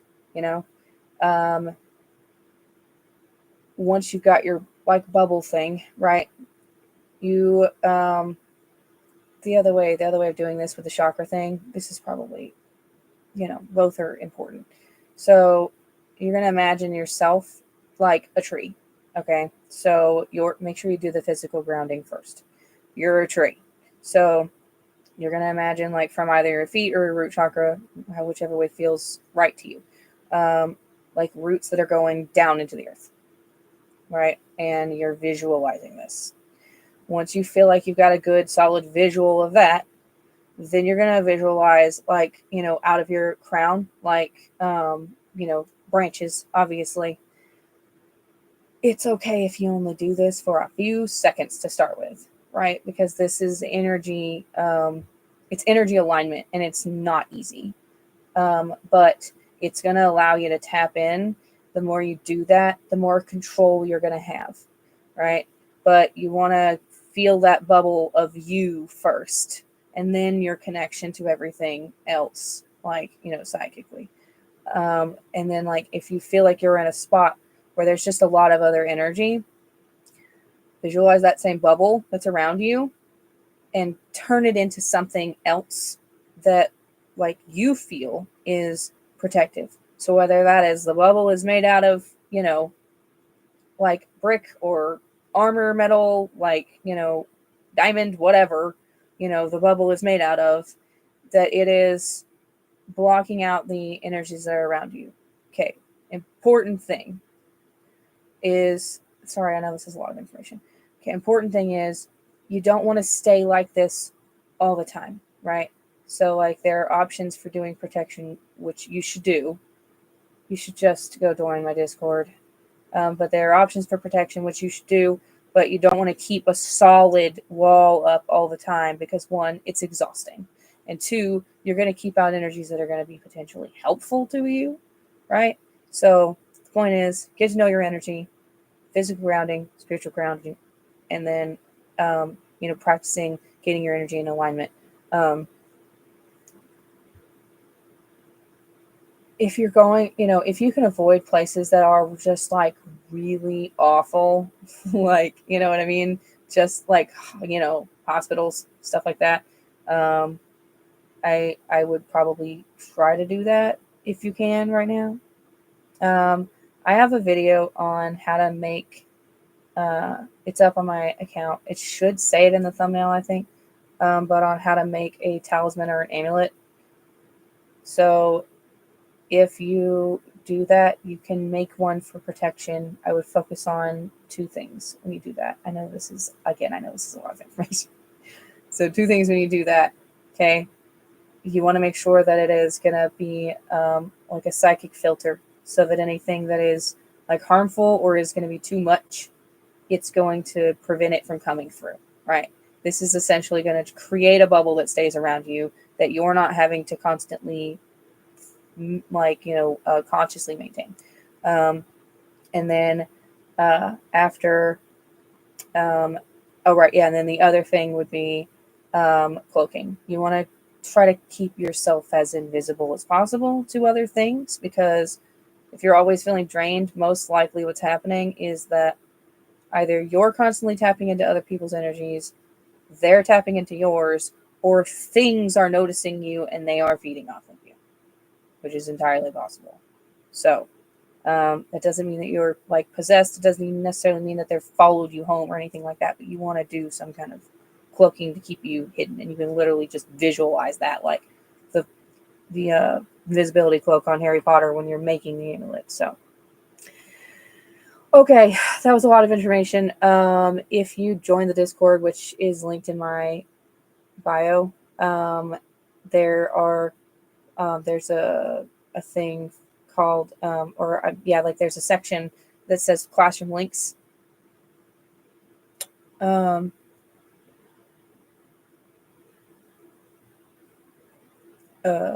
Hold on. And there's like the first one is cleansing, clearing, and protection, and the third one is energy work and astral projection. Don't do the astral projection right now. You need to get your energy under control first. But the beginning of it is about energy work, so those might be helpful. Okay. All right. I gotta move on. But also, like it might take me a little while sometimes to respond, but you can also message me on there and I will answer you. Oh, Eli's here. Oh, yesterday. That was for yesterday. Okay, never mind. Eli's not here. Okay, all right. Is Mo here? You're welcome. That's okay. I get it. Like obviously I've been psychic my whole life. I get it. Okay, my person over here. Oh.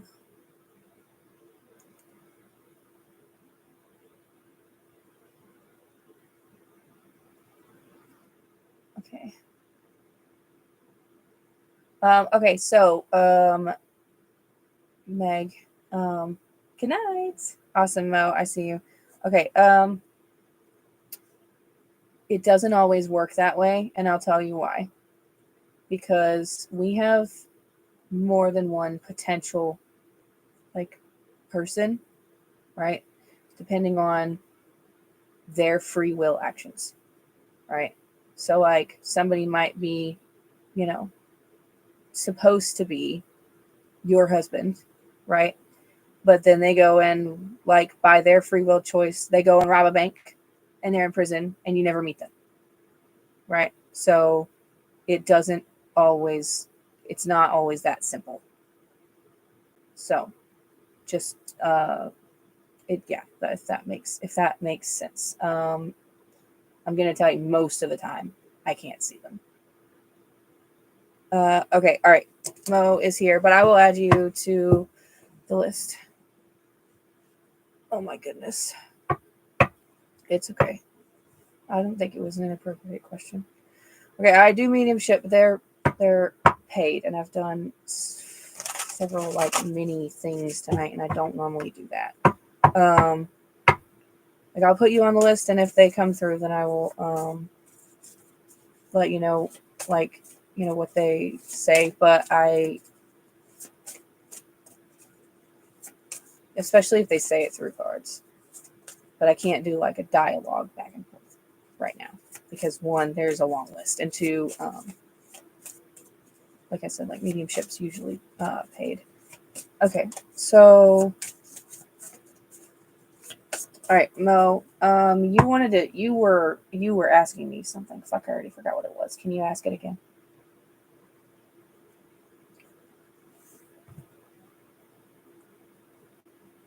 I guess I could scroll up, couldn't I? Oh wait.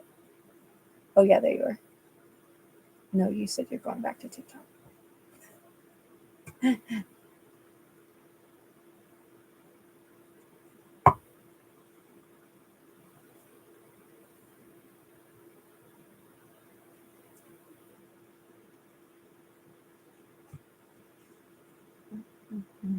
need to do something really quick.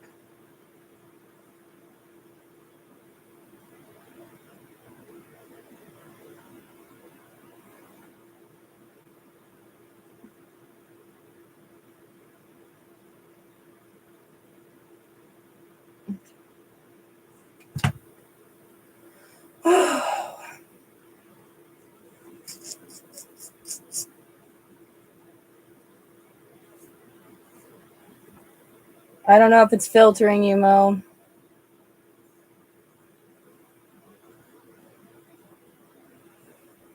If you want, you can message the question on Discord, and I'll pull it up while I'm on here and answer it. So after Mo, I'm gonna have Lily and then Alyssa. Okay, so two things, Norma. One, that is a completely free will based question. So I don't know what decision they're gonna make. Nobody could answer that question accurately, and if they tell you they can, then they're lying to you because people can change their minds. And two, I don't do the free question thing unless you go subscribe to my YouTube. But again, if that's the question, like I could ask a different question, involving that situation if you want, but I can't answer that specific question. Oh, hi, Mary Lou.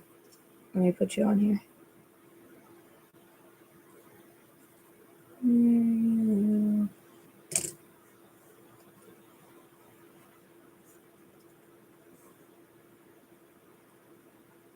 Is this the same person? It's not the same person, right? Let me see. Okay, I forgot. I didn't know if you were still here because it didn't say that anybody was on here. But okay, so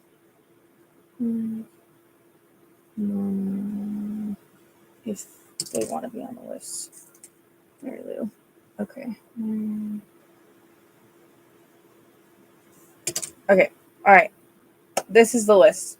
I don't know if oh, hi, Alyssa. Okay, so this is a list. So I'm on Mo, and then I've got Lily, Alyssa, Meg. I don't know if Norma left or not, and then Mary Lou.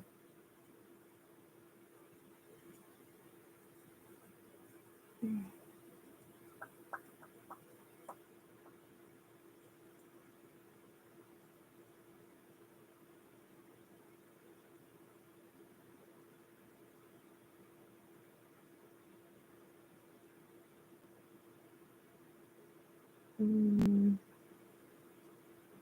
wondering. I wish I could see on YouTube who was subscribed because I know for a fact there were 48 people in here before I got on, which means that somebody lied. I just haven't been paying attention. Okay. Anyways, Mo, what's happened? Because I need to, like, I need you to ask the question, or you can ask it in Discord and I'll try to answer it later. I don't even remember what it was. I think it was, let me scroll and see if I can find it. Okay, when I meditate, I'm gathering more energy and I feel more energized. Do you know what's going on? Okay, all right, yeah. Hold on. Let me see if it's where it's coming from. Okay, where's the energy that Mo is collecting? Where is it coming from?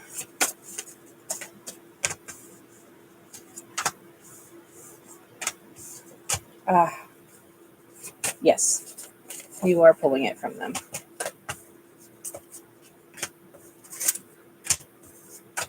Yeah, it's not your energy. It is, you are pulling it from them. So,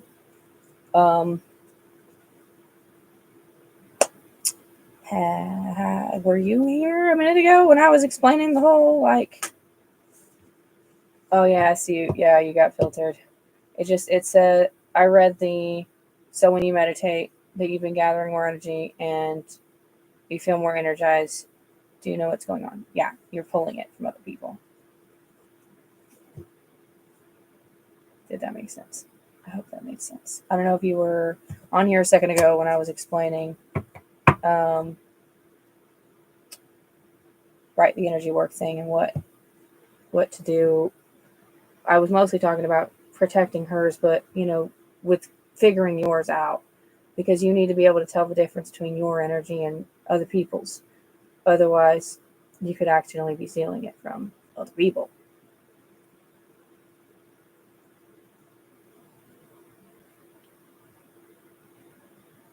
So I would, if you go to the classroom links, the lesson 3 is the like energy work one.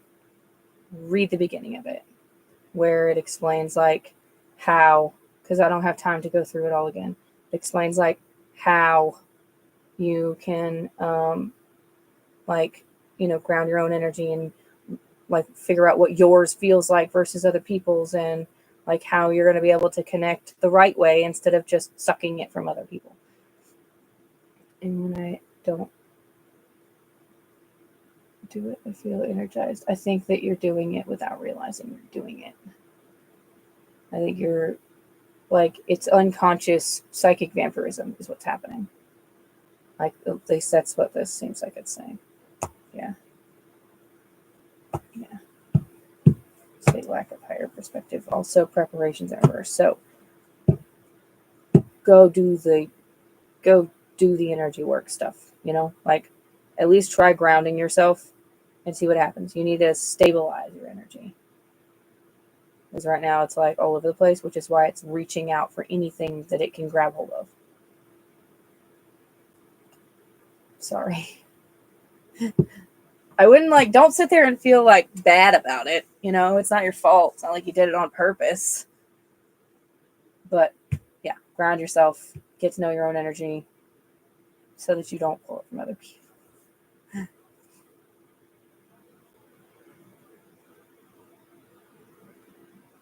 Let's see if that made sense.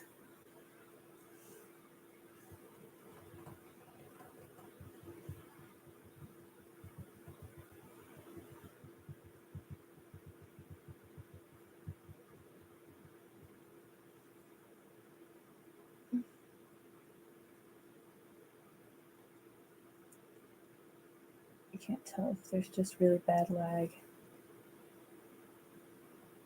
As soon as I'm finished with Mo, the next on the list is going to be Lily, and then Alyssa, and then Meg, and then Mary Lou. Because I don't think Norma stayed. I'm not sure, but I don't think so. You're welcome. All right. Is Lily here? She's over here, I think. Is Lily here?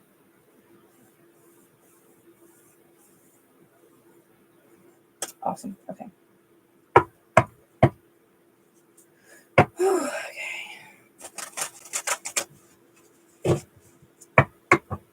Okay, can I get 4 cards for Lily, please?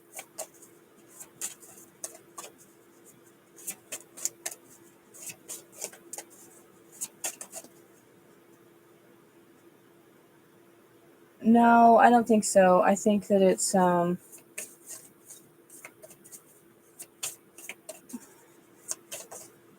think I need to sit down and pull more.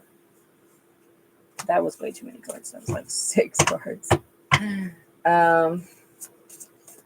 Either way, getting to know yours, you know, and grounding and stuff would help.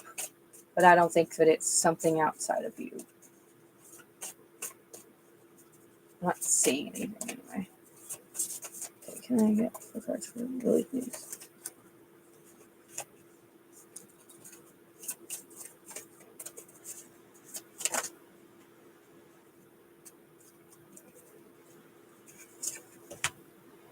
Damn.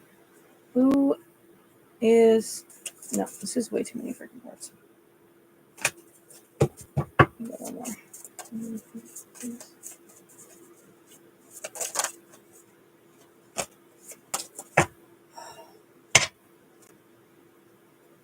Whoever's fucking with my light, leave it alone, please. I don't have the patience for that tonight. I'm tired. I think I'm going to cap the list at where we're at. Okay, so Mary Lou's going to be the last person on it. Like, unless I have like a paid or something, because I'm tired. Oh, that would be why. Hey, how are you, Destiny? All right, okay. Are these all in the right direction? Okay, they're all for Lily. Yeah, okay. And mark off no for forget. Okay.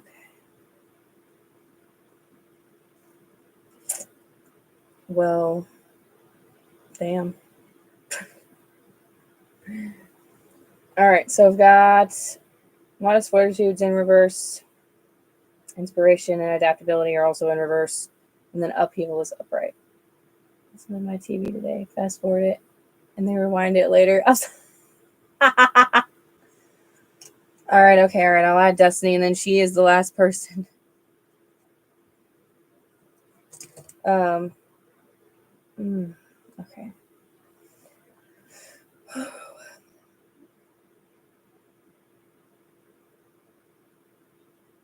because I did those mediumships. They just suck it out of me every time.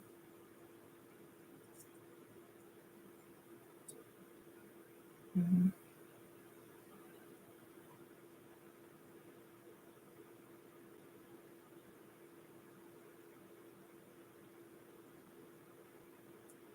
All right. So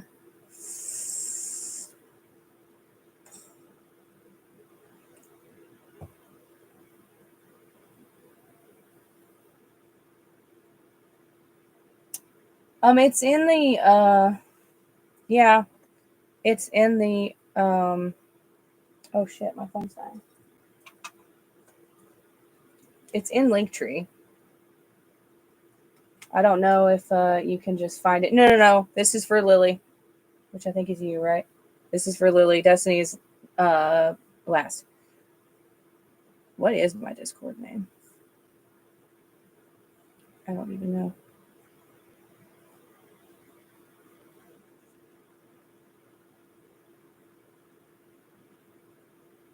I think it's just Goddess Guidance.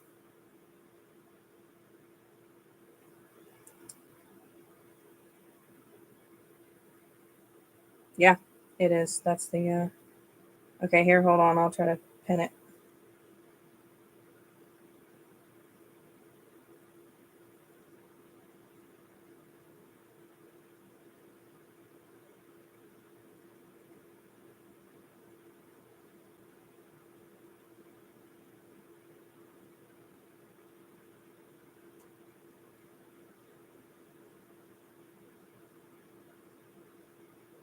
Okay.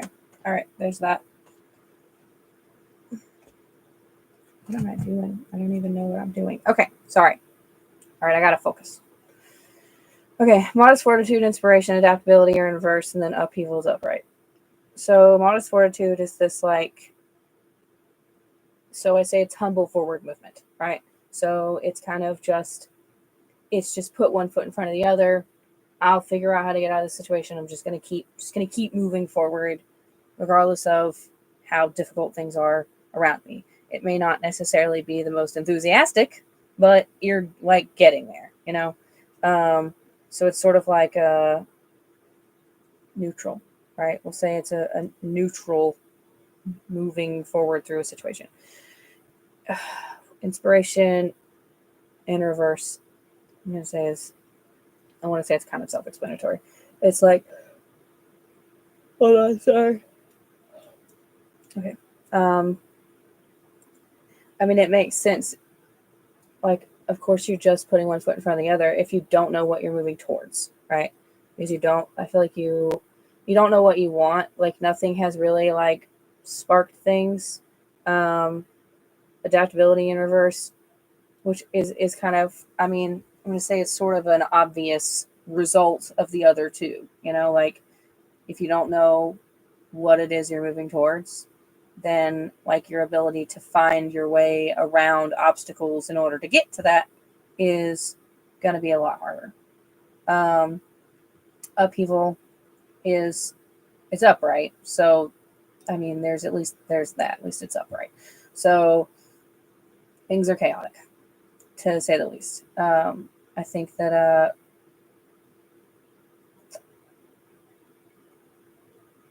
I'm just trying to listen and see if your guides are going to tell me what exactly is going on.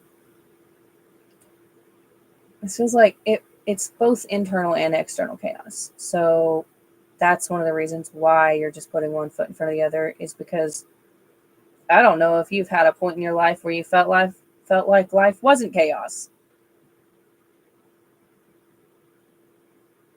I think you're just tired. So am I, by the way, but I think just in general in life, you know, like I think you're just tired. I think that like you wish that things would just settle down, and you wish that somebody would tell you what it is that you're supposed to be doing so that you can just, you know, have a thing to pursue. This is usually, I'm going to say, fixed by, you know, like shadow work and self reflection, introspection, that kind of stuff. Like, it's blockages, you know, when we're in reverse like this, it's blockages, and blockages are caused by perspective. So while it seems like all of these things that are the issue are like outside of ourselves, the outside is reflected by the inside, right? So I would start looking at um, like where this is coming from, like where this is coming from, like this chaos, you know. I told it over here. What, like this internal chaos, which is then being reflected as external chaos, because there's clearly things that need to be worked through. Because when we don't do that, like we're not connected enough with ourselves to feel that inspiration to move forward, right? So I think it's time to sit down and figure out, like, you know, it usually comes back to like as simple as like, what are you really stressed out about right now, right? So if what you're really stressed out about right now is like, oh well, I hate this job, right? Look for another one. You know what I mean? Like, not even so smooth. Oh my god. Thank you. um, that's really funny also. Right. So I'm gonna say, like, you know, if you're unhappy with part of your life, you do have the ability to change it, but your perspective has to be that you have the ability to change it rather than trying to continue moving forward with things the way they are when you're already unhappy and you're wondering why they're not getting better. It's because you're doing the same thing over and over and over, right?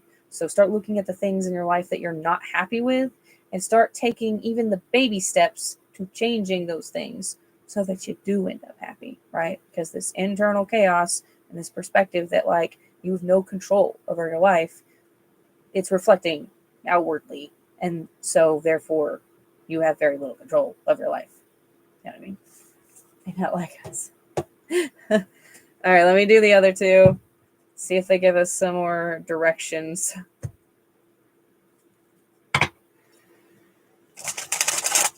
Okay, so we've got two more cards, and then after Lily, I've got Alyssa, Meg, Mary Lou, and Destiny. Okay, can I get one card for Lily, please? Huh. Yeah, okay, makes sense.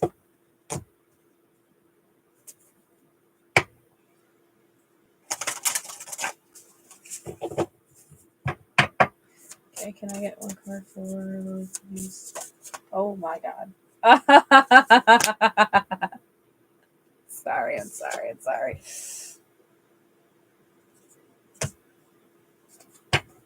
I give up. I quit. I quit. You know? Damn. It's almost like I'm psychic.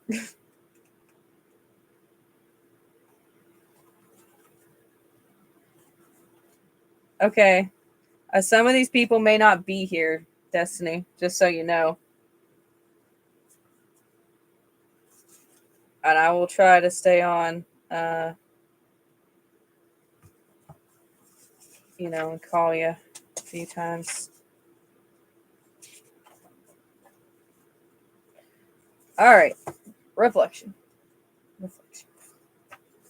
All right. Oh, shit.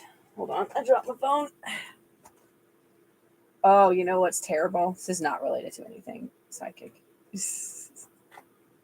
um, is Lily still here, by the way? Because it only says there's one person here.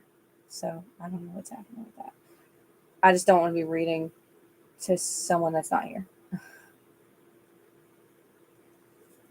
Because, like, while someone else might also need to hear it, that's not what I'm trying to do right now.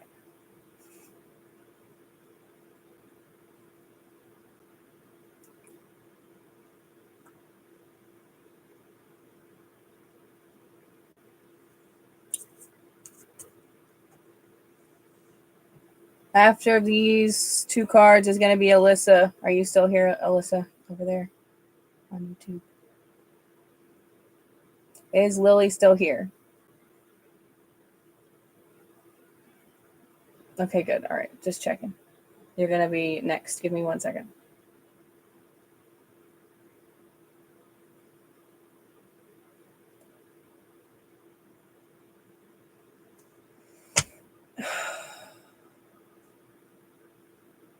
I don't have the patience for this tonight.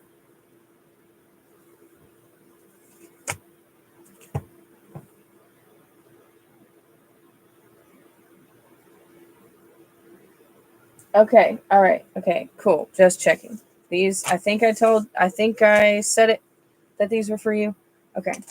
All right. I was like, she left. All right. Reflection. Okay. Oops. All right. As I look into the mirror, I see myself clearly. I recognize the wisdom that resides in my inner space. It just kind of, oh yeah, she's coming back. Um, and I mean, like, lots of people do that. You know, it's just how we are here. It's not that serious. Okay. Um. Oh right. I just think this one's funny because it's literally what I kept saying over and over. Okay. Since our eyes see what is in front of us, it takes work to be willing to see what is within us. It is easy to judge and blame others, see faults all around us, and point fingers in the direction that we point our eyes. We can get caught in the cycles of perceiving others and avoid the work of looking into the mirror and seeing ourselves fully, literally and figuratively. This is a call to self reflect. Every single person we see and everything we see is an invitation to look closely within ourselves. Every interaction is a window, a mirror, through which we can learn. We cannot control anyone or anything outside of us. The work is only within ourselves. When we have an opinion about someone, do we begin creating judgments about them or comparing ourselves as better or worse? How can we shift our perceptions inward and learn more about ourselves and what we value? When we get frustrated, um, I lost my place. Sorry. When we get frustrated with someone, what does that tell us about what standards or expectations we are holding for others or even ourselves? How do we project ideas or aspects of ourselves onto others? Consider the patterns of how you perceive others. How can you use that information as fuel for interchange? Think of how you are looking to others rather than looking inward. And then the questions: how often do I look within and explore my own patterns? In what ways do I deflect from doing my own inner work? And what do I avoid seeing or exploring within myself? Um, and then the ritual. Um, hey, my list is closed for tonight because it's been very long. Um, so subscribers get a free question. I'll be back on Thursday. So if you wanted to come back, then that's cool. Okay. Think of someone you're having a difficult time with or have had a difficult time with. Sit in front of a mirror or close your eyes and allow yourself to vision. Look into yourself more deeply as it relates to that situation. Think about that person, how they are responding, what your perceptions are, what you're feeling internally. Think about what this dissonance brings up within you and what wisdom you have internally that offers a clearer perspective. Consider how you can soften the perceptions of this other. Look at what you can shift or work on internally to amplify harmony within yourself. Um, It's almost a community and social media. Okay, we got one more card. Funny.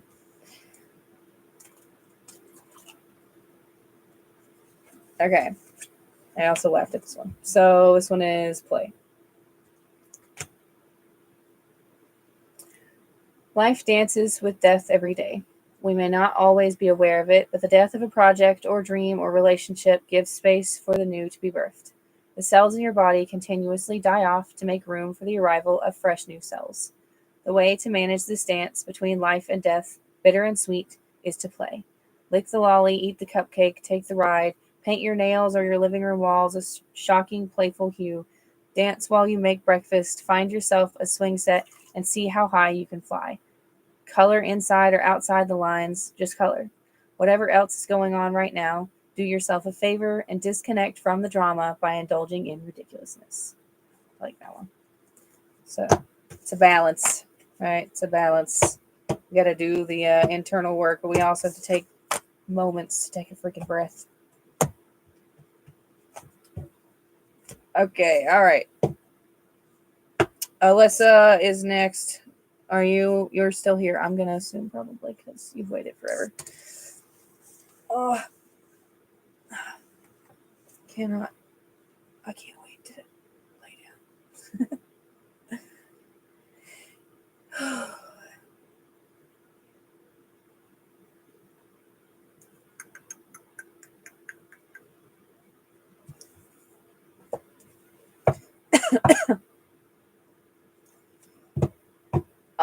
Awesome. Okay, all right, Alyssa. Can I get 4 cards for Alyssa? Thank you for your patience, by the way. I get 4 cards for Alyssa. Whoa.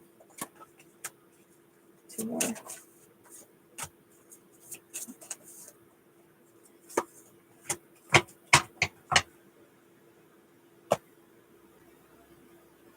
Okay.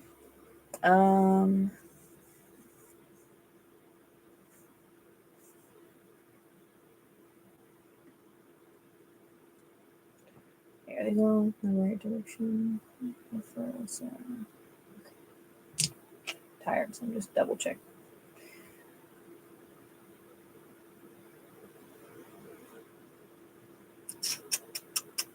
Similar. Okay, so introspection is in reverse, upheaval's upright, new opportunities are in reverse, and wisdom is upright.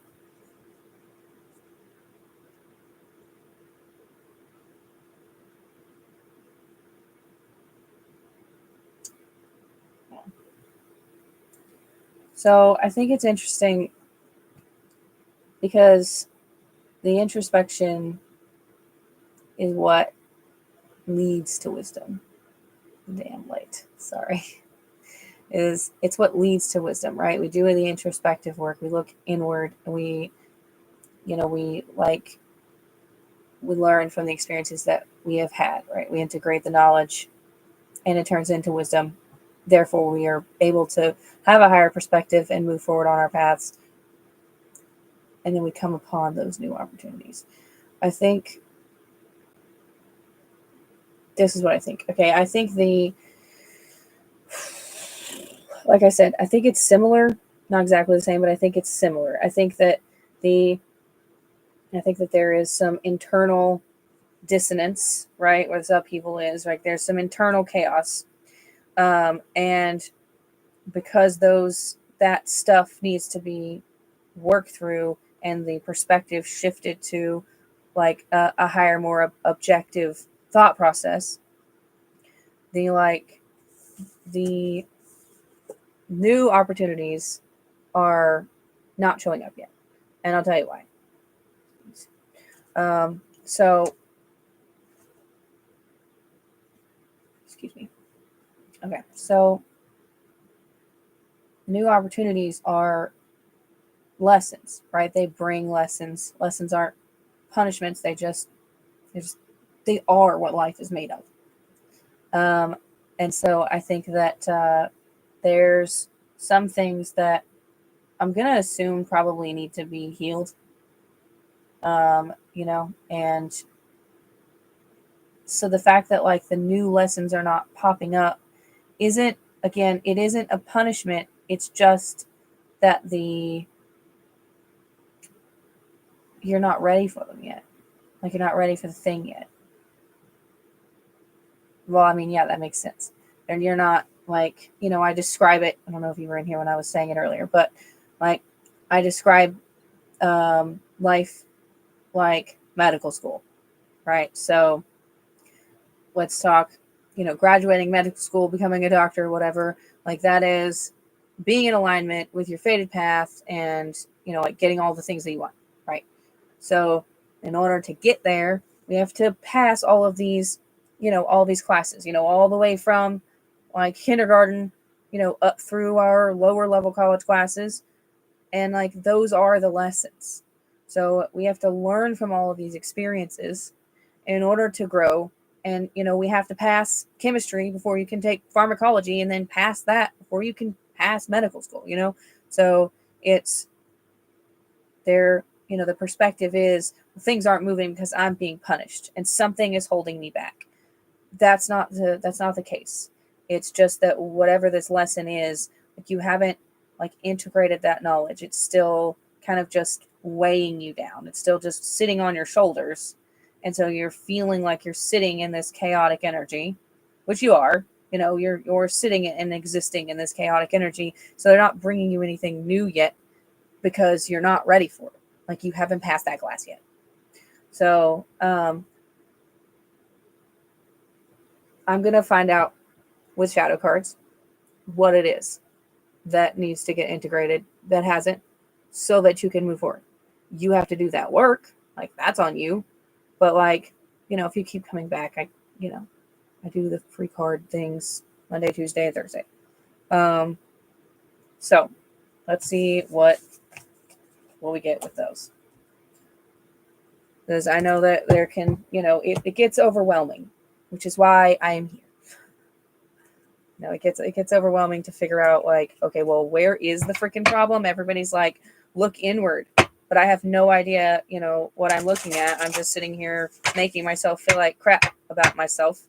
And like, the inner work isn't supposed to come with shame or guilt, or, like, that's not going to get you anywhere, right? Like, it's looking at things from an objective perspective of, okay, I did this.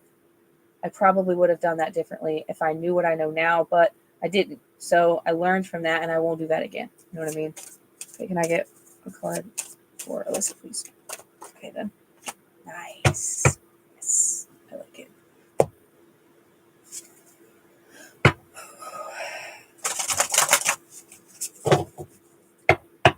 Card for Alyssa, please.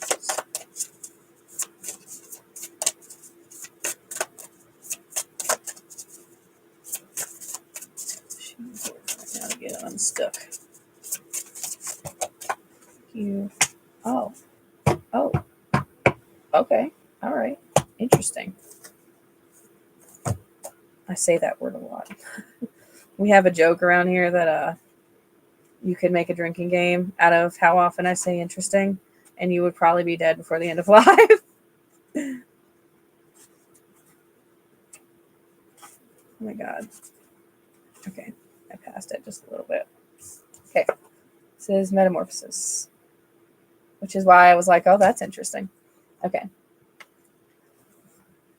I rest in the darkness of my cocoon. I trust in the process of my sacred metamorphosis. Life is a process of change. We are not who we used to be. We are changing form completely, shedding all that was to allow a transformation and re-emergence to occur. A maturation of our consciousness and the being of who we are is beckoning us from within. It is within our nature, calling us forward. To stop the process is to stop our becoming. Just like a cocoon, there are times when we cannot see the path before us. We lose sight, everything dissolves into an indiscernible pile of gooey mush. Nothing is within grasp.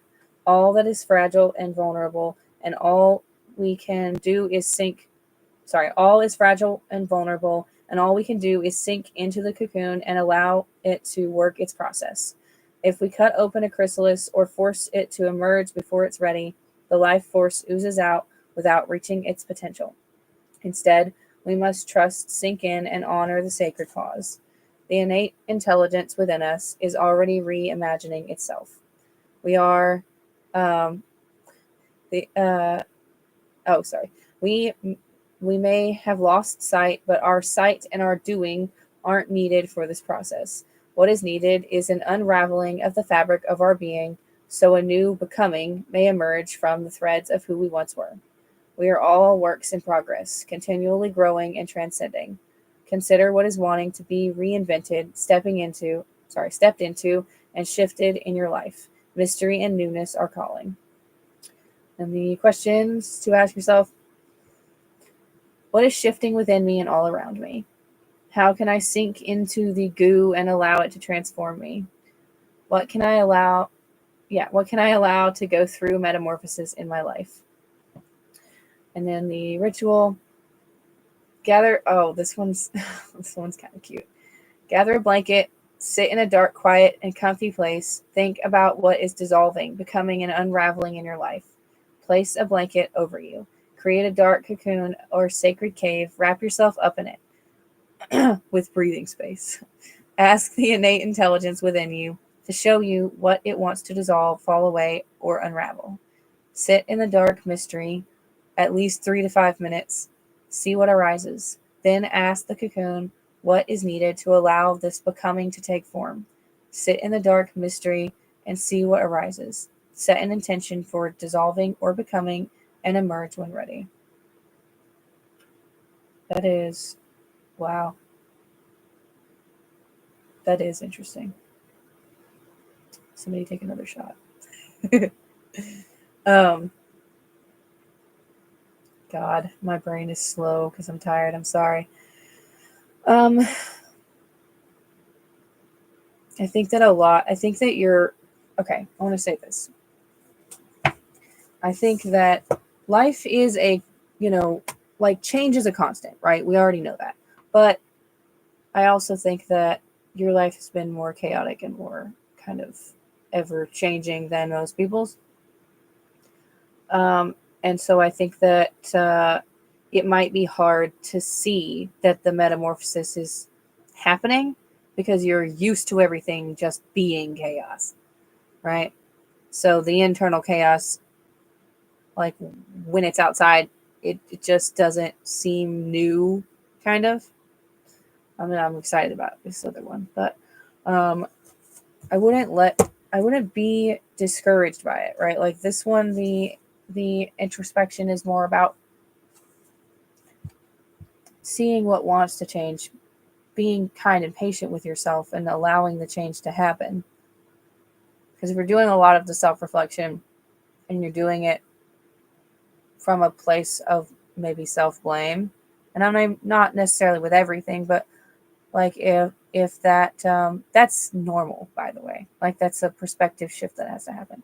But like, if you're doing it from a perspective where you're like, well, that was a shitty thing I did, and I wish I hadn't done that, and like, we say hindsight's 2020, right?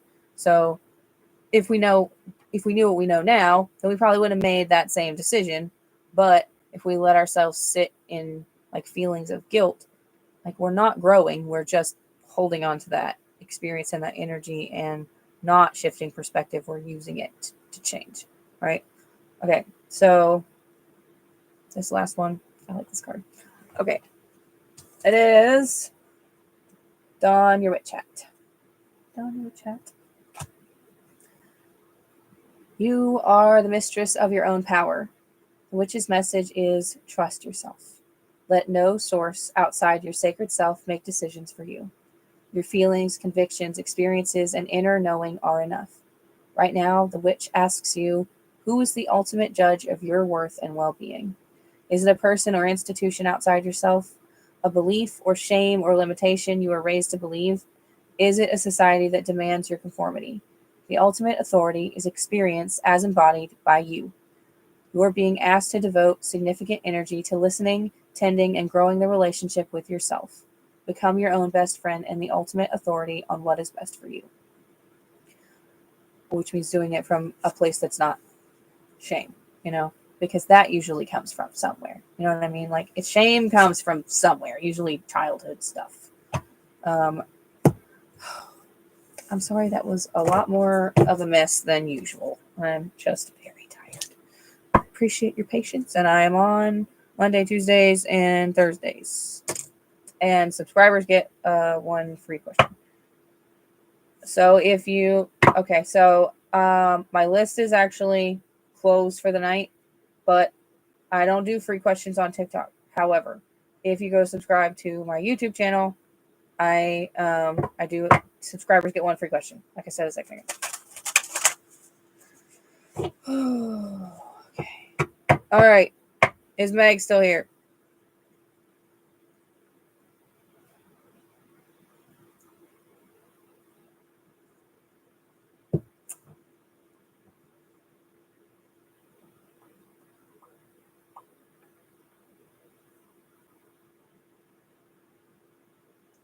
I think YouTube is even worse about telling me how many people are actually here than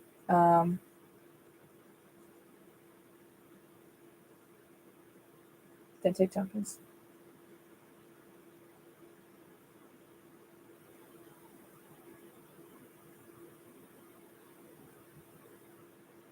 Whoops.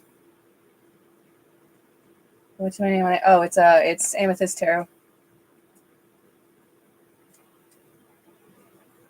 What is happening? My phone is like spazzing out. Thank you. Okay. Jeez. You're welcome.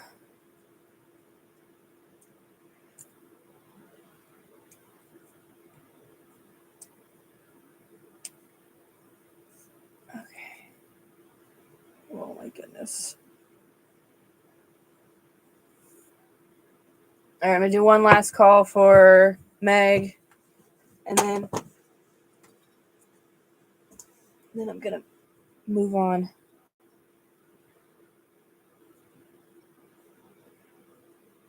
After Meg is gonna be Mary Lou, and then Destiny.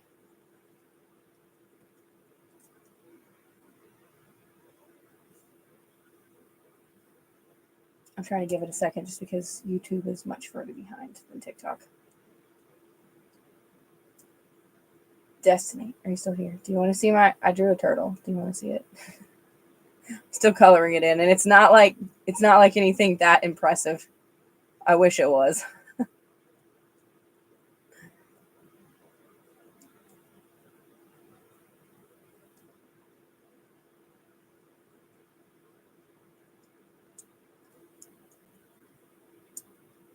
All right, okay. Is Mary Lou here? Okay.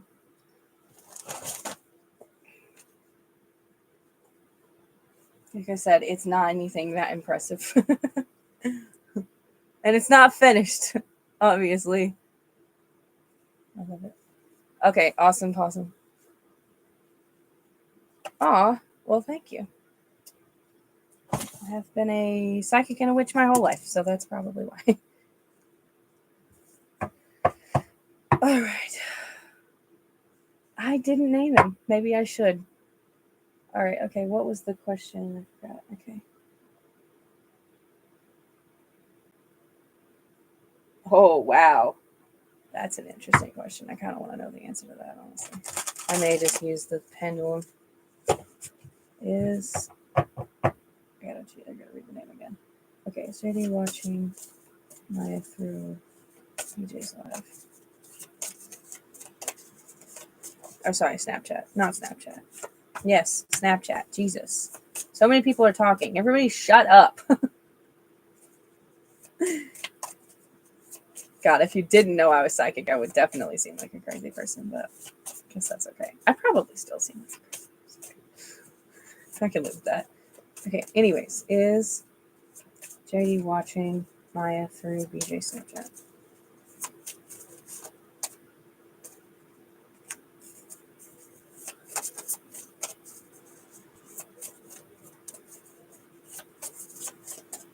I'm going to say at least once.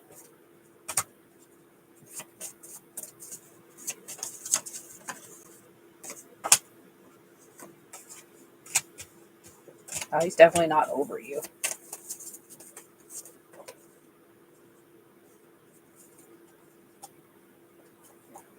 Oof. Yeah, definitely not over you.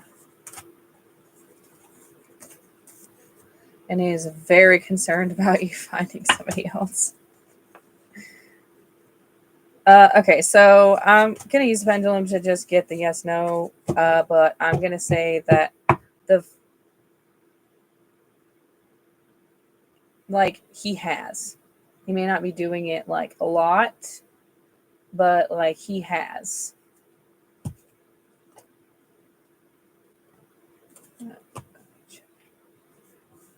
Okay. Any man that blocks a woman's... Wait, what did I miss? Okay.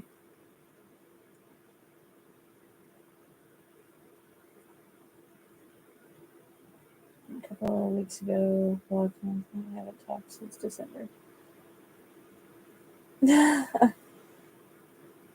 Yeah, I think he did that for attention.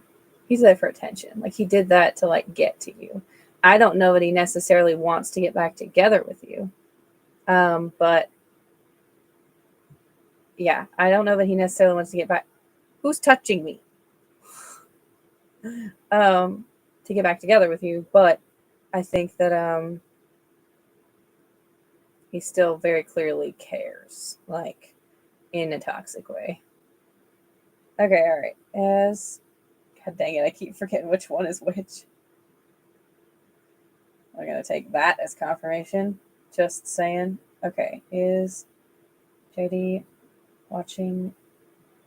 Let me ask a different question. Okay, has he watched Maya through VJ Snapchat? Yes. Recently? Yes. I feel like he doesn't want. It's like he's trying. It's how do I put this? God, that's so toxic. Very toxic. Oh yeah, very toxic. Yeah, I think. Hello, Sarah. If you want to subscribe, I'll be back on Thursday, but my list is actually closed because I'm getting off in just a few minutes.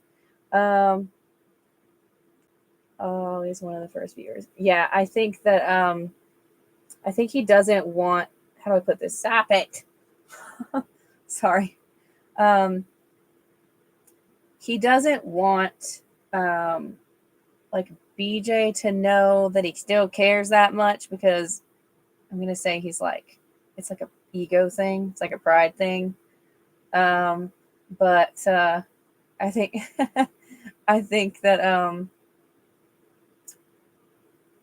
yeah, but I think that clearly he is definitely still popping in. Like it's a I don't want you, but I don't want anybody else to have you either. You know, which is just gross and pathetic. Just saying.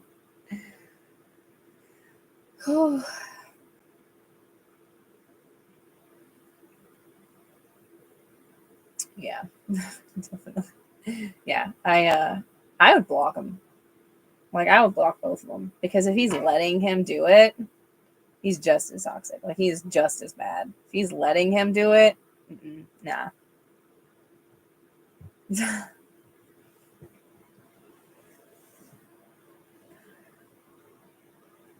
Like I'll just say this. Like I had a friend straight up ask me to oh wow. Yeah, I had a friend ask me the other day to message this guy that blocked her and ask if he'll unblock her. And I told her no. I was like, I'm not supporting that shit. I'm not supporting that shit. Like, if they can't act like a freaking adult, and if you can't act like an adult, regardless of how that whole situation went, like, I am not going to support toxic. I'm not going to do it. So, yeah, I would block them too. And switch your shit to friends only.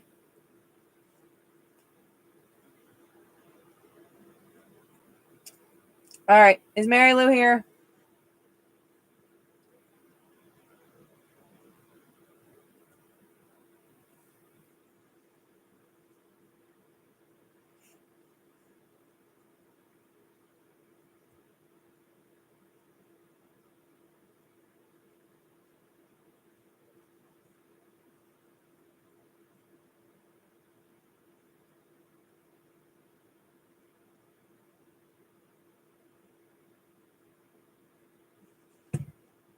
You're welcome. All right, Destiny. You're up.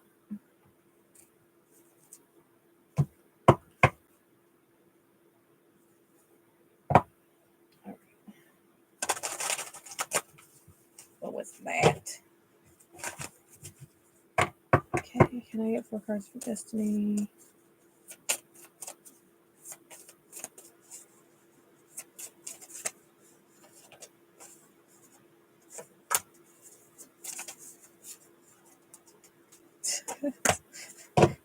It was like, I'm gonna let it go. Never mind. Which is hilarious because this one is connections in reverse. I'm going to let it go. Never mind.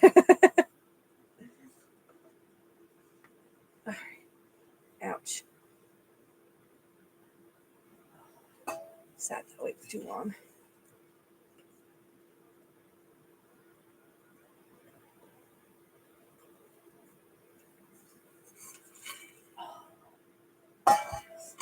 That was wonderful. Okay.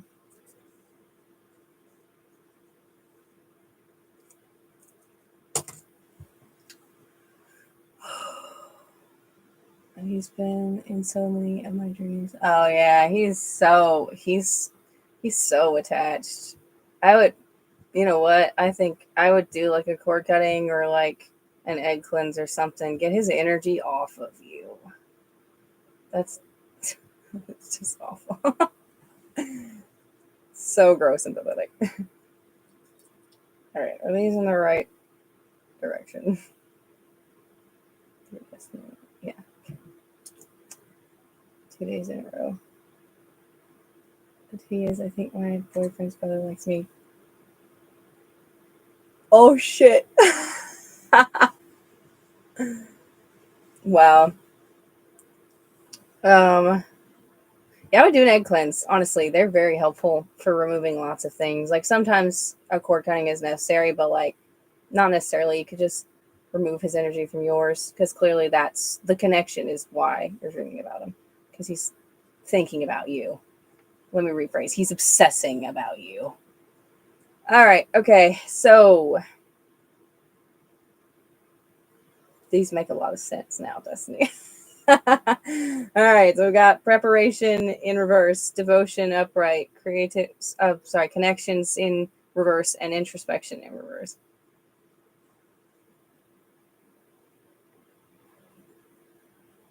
I almost wonder if these are him and not you. Or maybe it's both. It's a whole, maybe it's the situation as a whole. Okay, so this is mine. Okay, these are my thoughts. So the preparation in reverse is obviously like, it ain't happening. Like, I don't think anybody's taking steps to make it happen. Devotion, because I think because there is like a sense of loyalty there. Wow, that's nice. I wish that I wish I knew that what that was like. You've heard some of my stories, right? 2 of my sisters getting together with my exes, one of whom is still with the last one who, she broke us up and then had a kid with him. So there's that. Imagine that loyalty among siblings. Okay, connections in reverse and introspection. Okay, so I think that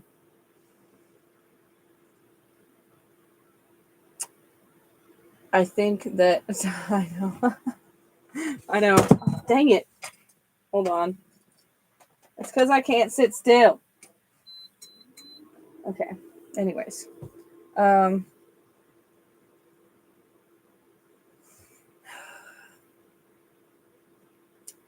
You know what I was just oh shit. I can't even. Jeez Louise. Okay. So anyway. You should just join the Discord and then you can message me. We clearly have some things in common. Okay, all right. I think that same thing I said to her. I think that you need to do something to like sever that emotional and energetic tie. Because even though he might not act on it, if you're picking up on it, it's probably bothering him. Because he doesn't want to feel that way.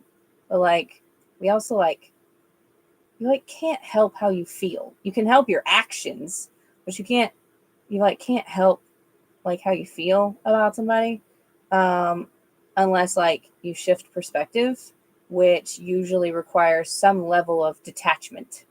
So I'm gonna say I think that I would do like either cord cutting or like an egg cleanse or something to like separate your energies from each other, because like the more intensely that connect like more intensely the energies are connected, the more difficult it's going to be. Always been friends, but I do not like him like that. He referenced the movie.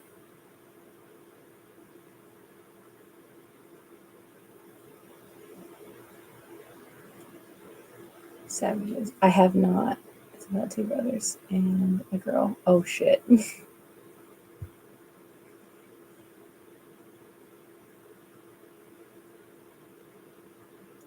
Oh god, I was just in this situation. Similar anyway. Yeah, similar. Well, similar. They both like and fight for her. Jeez. Damn. Um yeah. Okay, so I think the introspection I think that he is thinking about it like he doesn't know how to fix it. Like he doesn't know how to like sever that like the feelings. Um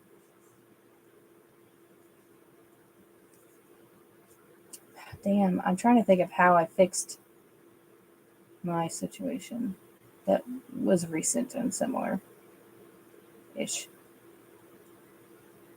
Basically, it was like somebody that I really like, I'm getting really close to, and um, it's just not an option for a lot of reasons. And I was also dreaming about it.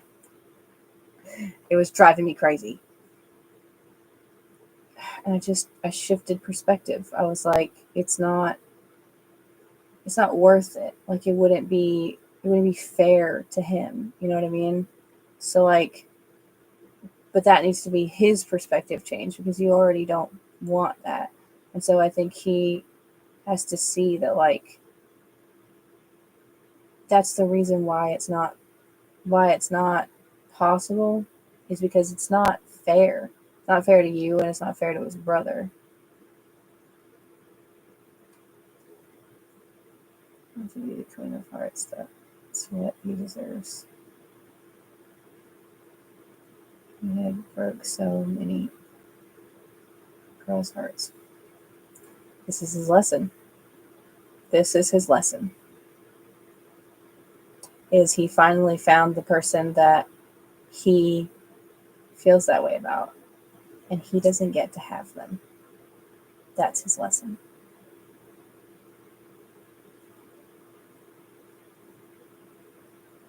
I think I'm going to end the YouTube just so, people aren't coming on wanting reads.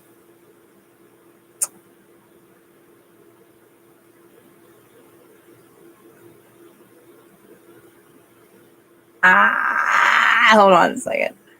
Okay, YouTube. I'll be back on.